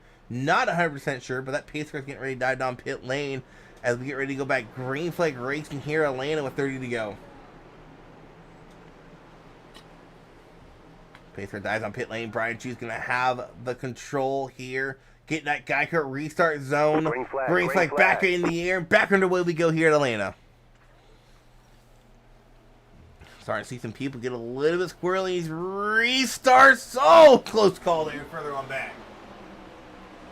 Matty Ford left hanging all by himself. How about that 4 of John Hopley? Top 5 as of right now with 30 to go. He's having himself a race of a lifetime here at Atlanta. John Hopley, 134 starts, has only had one top 5 finish, looking to make it 2, and looking to get a 1 in that win column. Still a lot of racing to go there for this number 4 machine. Steven Sear, he's running well. He's looking for his first win here as Isnf after 110 starts. A lot of first-time winners lurking around that top. Excuse me, the top 10. Oh, the 42 hard on the outside wall. Brian Chu, the 3 involved. The 10 sliding around. What started that?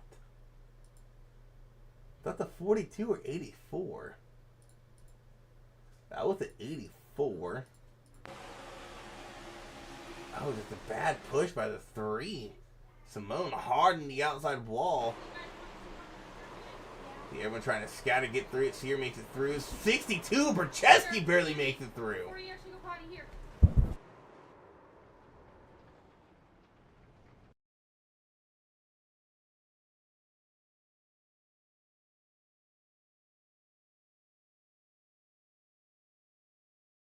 Watch the 62 of Jeff Bercheski here make it through this wreck. Oh, what a close call that was.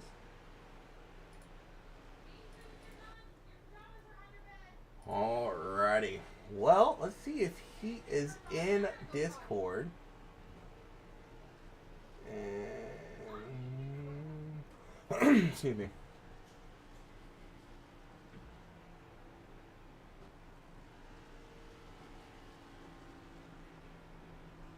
I'm not seeing a Hopley in Discord. I'm gonna pull him up. Let's pull up the 5 of Mr. Steven Sear. What is going on, Steven? Not much. Just doing some zigging and zagging, and then I see you're zagging when you should zag, and zigging when you should zig. You know. Yeah. I mean, there's been some, WTF moments. All of a sudden, I get hit and I'm sideways, and she straightens back out. But we're just gonna continue hot dogging it here. And... I was ripping around land like a bald eagle. But anyways, restarting P6 here, 25 to go. Really no help as far as teams go. What is the strategy here as we take this green? So I should be starting on the outside. It seems like the outside has been getting the better starts, but also the wrecks have been starting on the outside too. It might the inside lane might be the safer place, especially if stuff goes down. I got places to run. So, but I mean, there's still a lot of laps left, so I think there's plenty of time for this to play out. Now, I gotta ask you. You got that 4 to that inside. I know you both are searching for a win, but if it came down to it, would you push Hopley to a win instead of anybody else in this top 6? If I felt like it would give me a potential shot, I would. All right, man. So, good luck here tonight. A couple guys up here in the top 5, top 10 looking for their first win. Who knows? You might finally be able to get that win comment and it won't be Bristol. right? All right, man. Good luck here. Alrighty, thanks. Yeah, I won't lie. So when I watch Super Speedway Racing, whether it be real life, a league, I always like rooting for an underdog. Matty Forrest, he's one of the guys in the other league I've been talking about. That runs a lot of guys in here. Super Speedway King. Me and him work really well together. We're really good at Super Speedway. We know how to manipulate the draft, what to do with runs, where to go with them.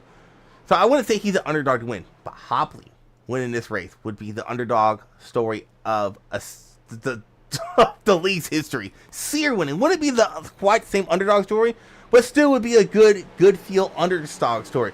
Maybe something like the 62 Percheski. You know, he hasn't been here a lot, but he's still new to league. Him getting a win would be good. Same with the 99 Aiden Gardner. A lot of feel-good underdogs left in the top 10 here as we get 25 to go here this time by. AJ Green, solid restart with Chris Otto on the outside. Matt Forrest, no help behind him. No help for that number 77 of Matt Forrest. Here comes the rest of the field as they're side by side coming out of turn 2 up at the front. Here comes the 4 of John Hopley looking to get a run. Matt Forrest goes to go up high, gets in front of the 7 or the 5 is Steven Sear. Sear though looking to go high. Forrest looking to block. Looking to go 3 wide back here. Courtney Nelson shooting to the outside with Angel Hernandez. Here comes Steven Sear on the outside. 24 laps to go. It's about to get dicey. That 3 of Lenny all over the back bumper of Hopley gets him loose down the backstretch. John Hopley had his hands full there coming out of turn number 2. Able to collect it. Sitting P3 coming to 23 to go. Don't look now. That silent assassin, the 45 of Andrew Hernandez sitting on the outside line getting some help by Courtney Nelson. Looks like that 3 of Lenny. He's going to jump to the high line. He wants a piece of that lead.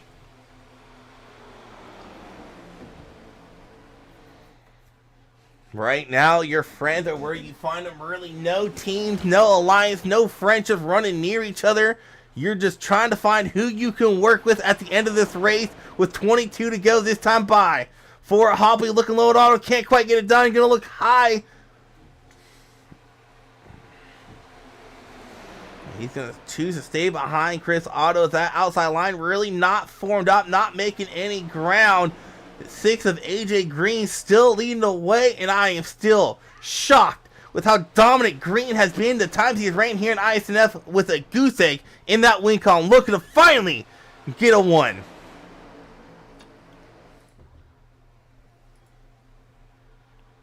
$21 laps to go. You see some people really starting to move around, trying to find a position, talking about underdog stories. How about the 54 Swervy Gerby running up here in the top 10 with 21 to go? And look at this real quick. So let's give the rundown. So you got the 6 AJ Green in the way, no wins. Chris Otto, he has a couple to his books. John Hopley, no wins. The 10 of Charles Bissett, no wins. Forn, 0 wins. Gervy, 0 wins. Aiden Gardner, 0 wins. A lot of first-time winners have an opportunity here with 20 to go. Starting to get a little dicey there. Swervy Gervy getting a little swerving and Gervin. That Forn's jumping up in front of Gervie.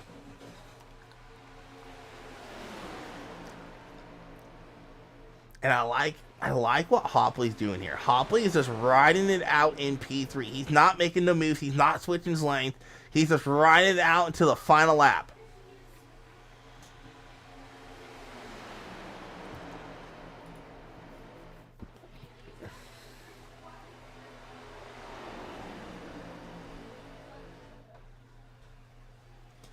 Speaking of underdog stories, oh, he's back there. Okay.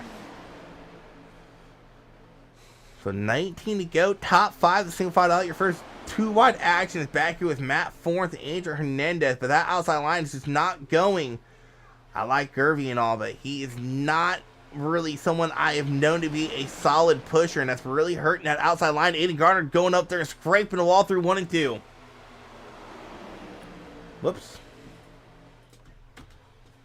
They're slicing and dicing, going down the backstretch into turn number 3. AJ Green still leading the way. Matt Ford's leading the outside line back here in P6, P7.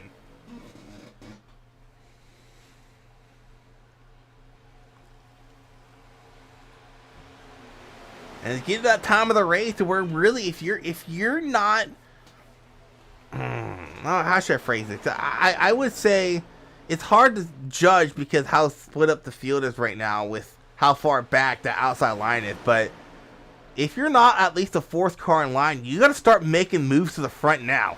Someone like Bassett, Hernandez, Perchetsky, Sear, Delgado, those guys, got to start making moves. But here comes the outside line starting to get some momentum as we get 16 to go this time by. John Hopley getting a little tight, rolling through the corner. It's Matt Ford and him to be side by side as he exit turn 2. See Delgado, he's going to try his luck on the low line. He tucks him behind the 45 of Andrew Hernandez.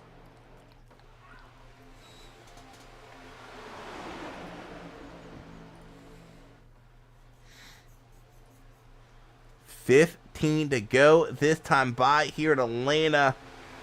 And a lot of possible first-time winners mixed in here with some veterans. I think really out of the top 5 or top 7, the only guy to win a race is Otto. I know Hernandez is a little bit further back. Oh, and Kelly. Kelly's up there too. He's won a race.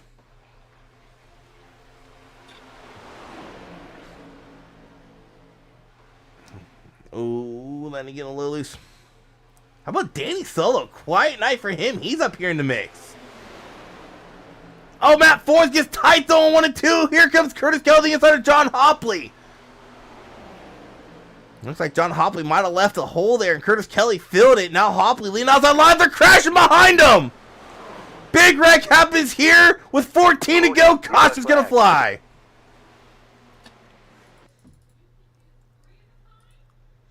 So, I'm just going back here. See what happened with Curtis and Hopley. And you see Hopley's got tight. Curtis just kind of filled that gap that was there. But this wreck happened further back, I think near Matt Thorne's. See, a little door bang with Angel. Oh no, it happens up here with a 10 of Charlo Bassett.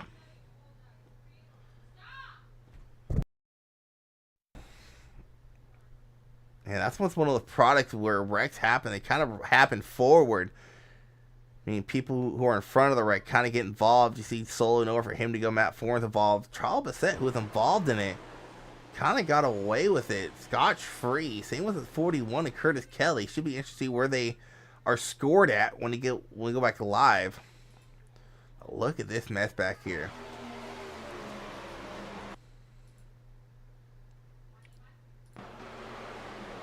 Dang, it's a little hard impact to the wall. Delgado, Perchetsky, Grosso, Sear barely squeaking through it.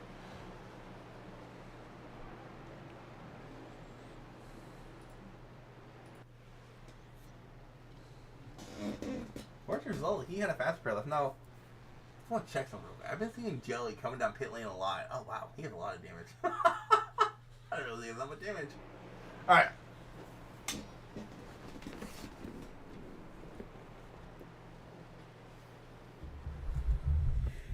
Alrighty, so with 12 to go, going to go back green for Grayson with 10 to go. AJ Green going to lead the way here on this restart. And really, I'm going to say if you're probably outside the top 8, I don't see a winner outside the top 8 with 10 to go.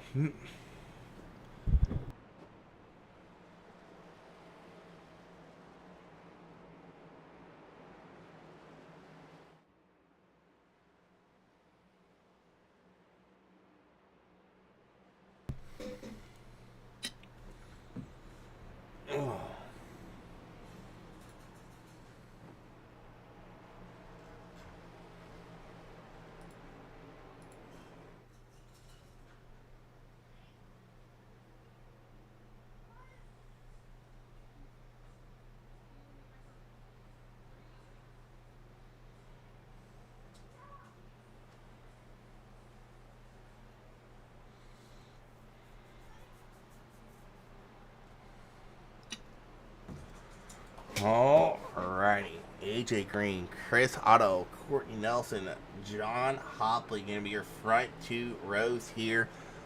We get ready to take the green flag with 10 to go.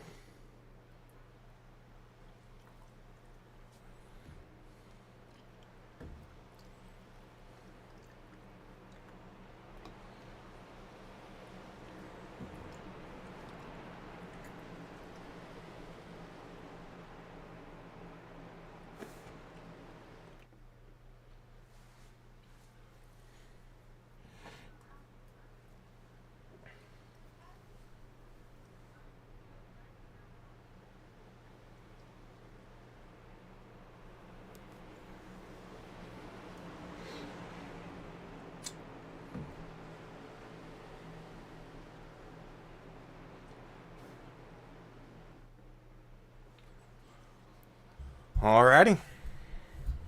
Hopefully we can keep it green for these final 10 laps. Maybe crown us the first time winner here in the Isnf Next Gen Cup Series.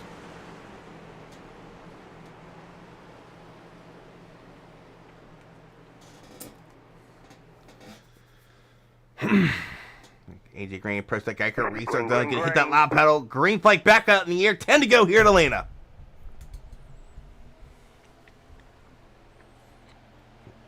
Got 10 laps to go. Solid restart by the outside line. Talk about no one having help. And well, AJ Green, don't look now. He has some help in the form of Curtis Kelly. Right behind the 7 of Courtney Nelson. See a lot of jumping around for positions in line. A little further on back. But meantime, AJ Green leading the way. 2 wide race in action with Brian Chu and Chris Otto. Chris Otto restarted P2. Falling back to P4. Here comes the Toyotas on the outside. Brian Chu, Angel Hernandez working well together. Angel's involved in that violent wreck about 20 laps ago. He's rebounded solidly here. The question is, when do you make your move if you're these front runners? Or if you're someone like Hopley, Bassett, Angel, maybe even Chu, when do you start being a little bit more aggressive? Maybe throwing it 3 wide as we get 8 to go this time by. Atlanta's one of those tracks you can do 3 wide. It gets a little tricky. Oh, Chris Otto and Brian Chu into the outside wall. Caution's going to fly. Angel Hernandez involved as well. Oh, Steven Sears is making the 88 of Henderson with some evasive maneuvers. Looked like that was just a push gone wrong. Something we have seen multiple times so far here. You see autos get loose. Hard impact there. Ooh, Joey Maines barely makes it through. Steven Sears. Woo! Oh, 21 to Rhea Henderson. Whoa! Oh my gosh. Tim Henderson, what a move that was. I'm just trying to get through the wreck. Angel gets hit by Ryan. Oh my. What the 5 is here? How did he make it through this? Whoops.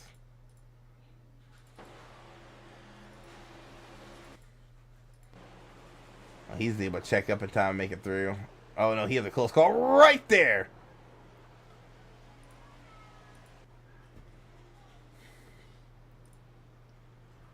Oh.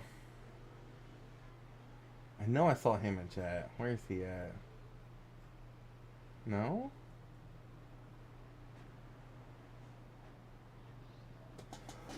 Oh, there he is. I don't like the Tim Henderson. Alright, I got Josh Henderson in here. I don't like keep calling you Tim. What is going on, man? Hey Isaac, how are you, mate? So, I know you got a WeatherTech car. I got to question you. How soiled is that WeatherTech floorboard after that? Well, it's probably, I don't know. It's honestly, the whole probably exterior of the car is probably brown at this point. I've had so many lucky moments this whole race. And then a couple of times I've been wrecked. So yeah, I don't know. Is it brown on the exterior? You might have to tell me about that. Man, all I gotta say is you looked like SVG after he won Portland out there. What's that dodge? You drifted left, drifted right. Cue the Tokyo Drift theme song, because man, you were sliding. But yeah, I almost got absolutely bone dry murdered by Angels. So but very, very lucky. Hate to break it to you, man. You restart P16 here. Your shots of winning, I would say, are like 0.01% chance. So what is the strategy here as we get ready to get a restart with, I believe, 4 to go as you restart P16? Probably just avoid the wreck. I mean, it's with 5 to go, you're kind of expecting to have a big one, especially for the race win with so many cars, and especially good cars left in it. So probably just kind of try and make my way through as many cars as I can, avoid the wreck, and go from there. All right, man. Well, good luck the rest of this race. I'll make sure WeatherTech sends you some new floorboards, as I know you're going to need them. Maybe even a new fire suit. Yeah, and I've just been attempted. Chris Van Maastricht just attempted to pass on me for no reason. So yeah, there's that as well. That's your little Chris Van Maastricht tidbit. Hey, by the way, you see that lawnmower video I shared? I could have swore that was him in the red outfit, right? That's not just me that saw it too, right? Oh, I don't know. I must have missed that. When was that sent? Yesterday? Yeah, I said in general. I found a video of Chris racing lawnmowers on a short track. He was a red shirt in the back. Oh, fits the red paint scheme, right? All right, man. Good luck. Cheers, Isaac. Alrighty, so we're gonna take that green flag. 4 to go this time by Angel. Why do you call him Angel? AJ Green gonna have that control, but he's going to have a lot of help in the form of that 41 of Curtis Kelly. Those two are probably going to get a hell of a restart here and really control the field with just 4 laps to go. How about good old Bob Wyckoff? Talking about some feel-good stories, a good underdog winner. Bob and restarting just outside the top 10 here. Maybe. About that 0.01% chance Henderson has, but we're back on the green flag racing. AJ Green to the loud pedal. Back underway we go. 4 to go here at Atlanta. Already early on, people are trying to bail on the outside lane. A little bit doorbang action between the 4 of Hopley and the 10 of Bissett. Hopley washes wide and costs him a lot of momentum here. Caution. Oh, we got a caution already. Oh my gosh. There have been some massive, absolutely massive hits to the outside wall today. Watch this one by Simone. Oh my! Oh, and then Henderson catches a face full of Simone.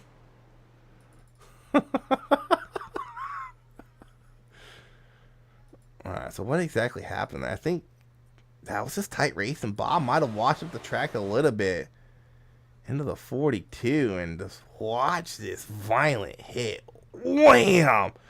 So hard it lifts all 4 tires off the ground to the point he gets absolutely annihilated. Driver's side door by the 88. There's your thank God this is your simulator moment of the race, as he just completely gets destroyed by Henderson. Looking for Henderson, I don't think he had any damage. No. No damage on the 88. That was insane. Alright. Green, white, checkered coming up. Meaning we got a green flag, a white flag, and a checkered. The way it works, we have 3 attempts at this. You get the green flag, caution comes out. We'll rack them up and try it again. If we can manage to get to that white flag, there's no NASCAR caution where we'll get a we will get a caution for wreck 1. No, we will race it to the checker flag. I know NASCAR likes to know, if he was in front of the leader. No, we don't do that here. We just go.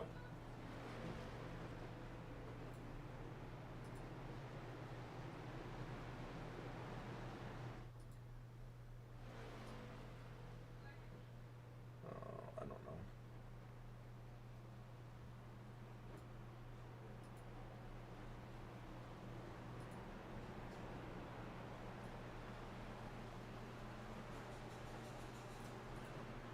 Alrighty.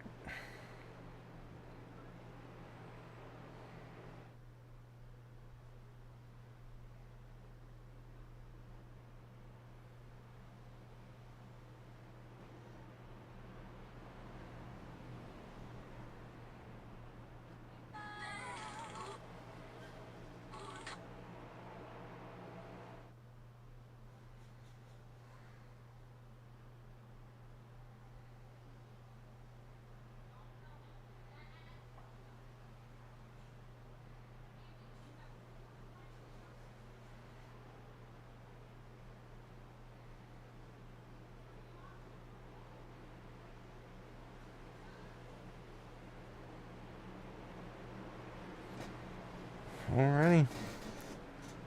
Pace first and roll out of turn 2. 1 to go. We're gonna rack these guys up, and we're gonna try our first attempt at a green-white checkered.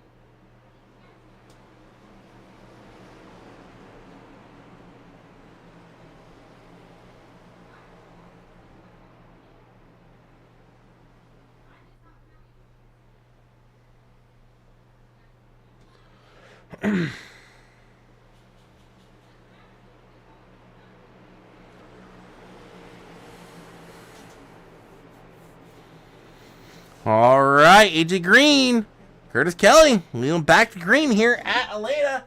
First attempt at a green-white checker, 2 to go. Green. 2 laps to go. Even-ish restart here.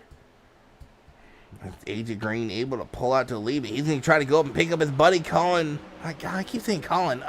Curtis Kelly. Unfortunately, Kelly has no help on the outside lane. Here comes the outside help. The Matt Thorns is about a car length and a half back.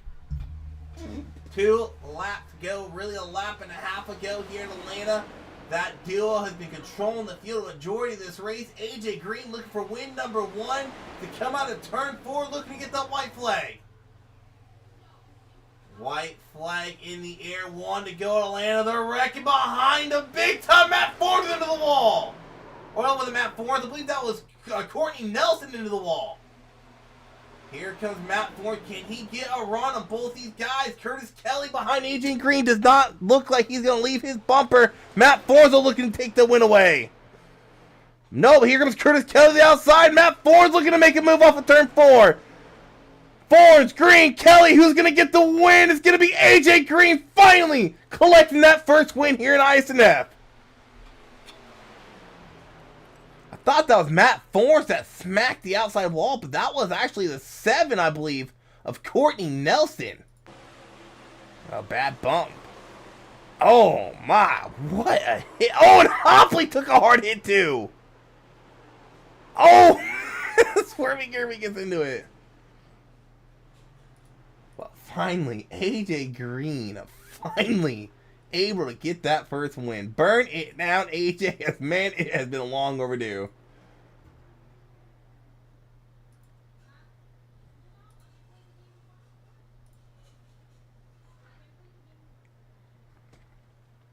Or not. Eh.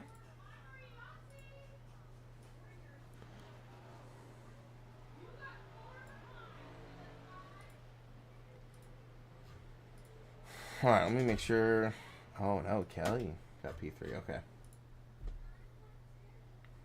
Wait for Curtis, Kelly, and AJ Green to join the podium finishers.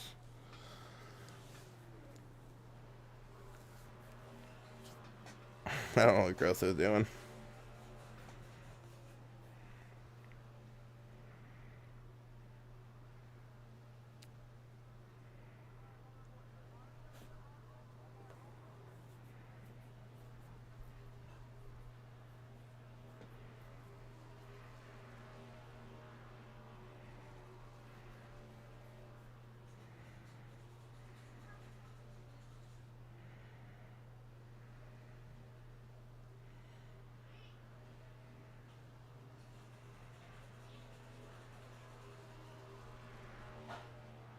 AJ Green burning it to the ground.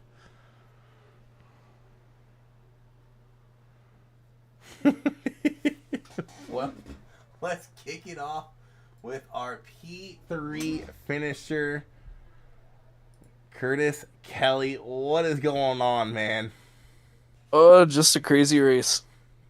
I won't lie, I was kind of surprised to see you try to make a move on AJ. I thought you were just going to stick to his bumper until the checker flag, but you tried to make something work coming out of 4, just didn't quite have the run.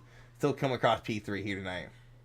Yeah, tried to get a little bit of a side draft on him. Didn't want to pull way out. Just tried to get that little bit to suck him back to me and make the pass. But he was good defending, moving up a little bit. I wasn't going to do anything crazy there. Don't mind too much giving up one position to Maddie for giving a go at it. Got to try and win. Yeah, and I know you and AJ, you're not teammates, but I know you guys are really good friends. So it was no surprise to you guys really do your damage to control the whole field, really all race. And you guys did a pretty good job. And though Toyota gave you guys a run for your money partway through the race, but come to that green-white checkered, what was the game plan there? Just work with AJ until the final lap?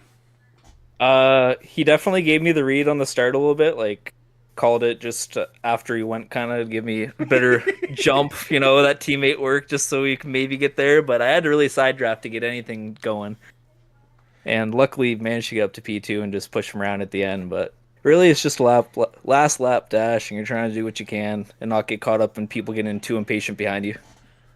All right, man. Well, you get that P2 here tonight. Solid race for you. I think you won the first stage. P2 second stage. A really good points night here tonight. I'll let you get your shout-outs in, and good luck next week at COTA. Oh, yeah. COTA will be fun. We're running the short circuit, it sounds like, which will be interesting. But, just appreciate you putting on the broadcast. Appreciate Rhea running the league, all the chaos that comes with that. And the crew for putting on a mostly clean but kind of chaotic race tonight. We've had worse. So I heard with COTA, these track limits are even worse than what the original track was. I have not ran it yet, but it wouldn't shock me. Let's throw big ass stock cars on an F1 track and give them F1 track limits. Makes sense. Oh yeah, those S's, they really love the S's. Big sweeping curves back to back. Yep. All right, man. Congrats on that win here tonight. And like I said, good luck next week. Not win, a P3 here tonight, and good luck next week at COTA. Have a good one. All right, let's pull up. I know I'm at the Super Speedway King. Almost pulled it off here tonight. Unfortunately, you had the good old hooligan duo in front of you, and unfortunately, weren't able to get around to both. Yeah, no, I wasn't going to push the issue. I actually accidentally got into the 41 there on that restart a little bit. Gave the 6 a bump, and it kind of just pushed my car to the right into his door, but we recovered and gave him a spot back. But are they teammates? Oh, they're not teammates. Come on, man. It's AJ and Curtis. You know they're gonna work together. Like, come on. I don't know. I don't pay attention to who works together and stuff over here. I just come out to run and have fun. All right, man. We come across P2 here tonight. One spot short of finally getting the win here in this league at the Super Speedway. It's kind of hoping it's hard to finish them here.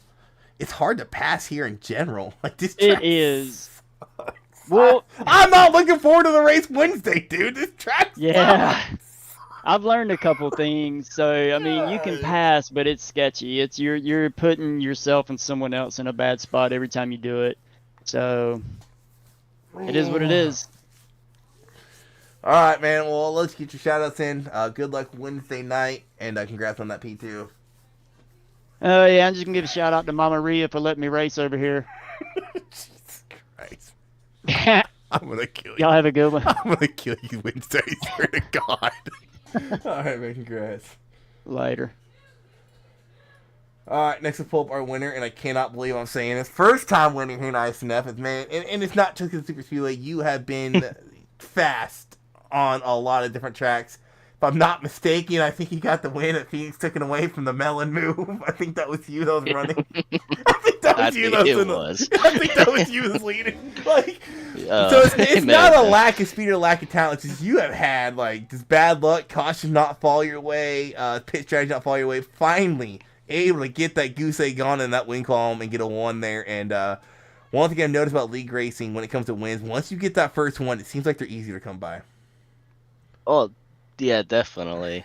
I mean, I've not had the greatest luck in ISNF when it comes to leading and then not winning the race, even if it's on the last restart. But I like New Atlanta, and I like the racing, even if iRacing changed the plate track package. But I think nighttime helped it. All right, man. Well, you get the win here tonight. Congrats on that. I don't know if you're running full time. I don't know if this win's going to count for you for the playoffs. I am. Yeah. Okay, so you get yourself locked into the playoffs. Got Coda coming up next week, and if I remember, you're fairly strong at road courses. You and Curtis both. So you guys should put on a good show there. Unfortunately, it won't be broadcasted. So good luck next week at Coda. And thank you. We'll let you get your shout-outs in to see you in 2 weeks. Where the hell are they going after Coda? Phoenix, I think? Yeah, Phoenix. Do a melon again? What's up? Just ride the wall again? Hey, I'll say this. I don't know if you heard the story. He only knew that worked because of me. So, I don't know if you knew the whole story behind that. I told him to do it in 1 and 2 and 3 and 4, but he didn't want to do it all the way around. I'm like, man, if I was still in that race and didn't get DQ for incidents, I would have rode it all the way around. But you finally get that win, man. Good luck, like I said, next week, Coda, and we'll see you in 2 weeks at Phoenix. So, let's get your shout-outs in, man. Yeah. Shout out to you, broadcast. Shout out to Curtis. It was fun running. And shout out to the league, Rhea.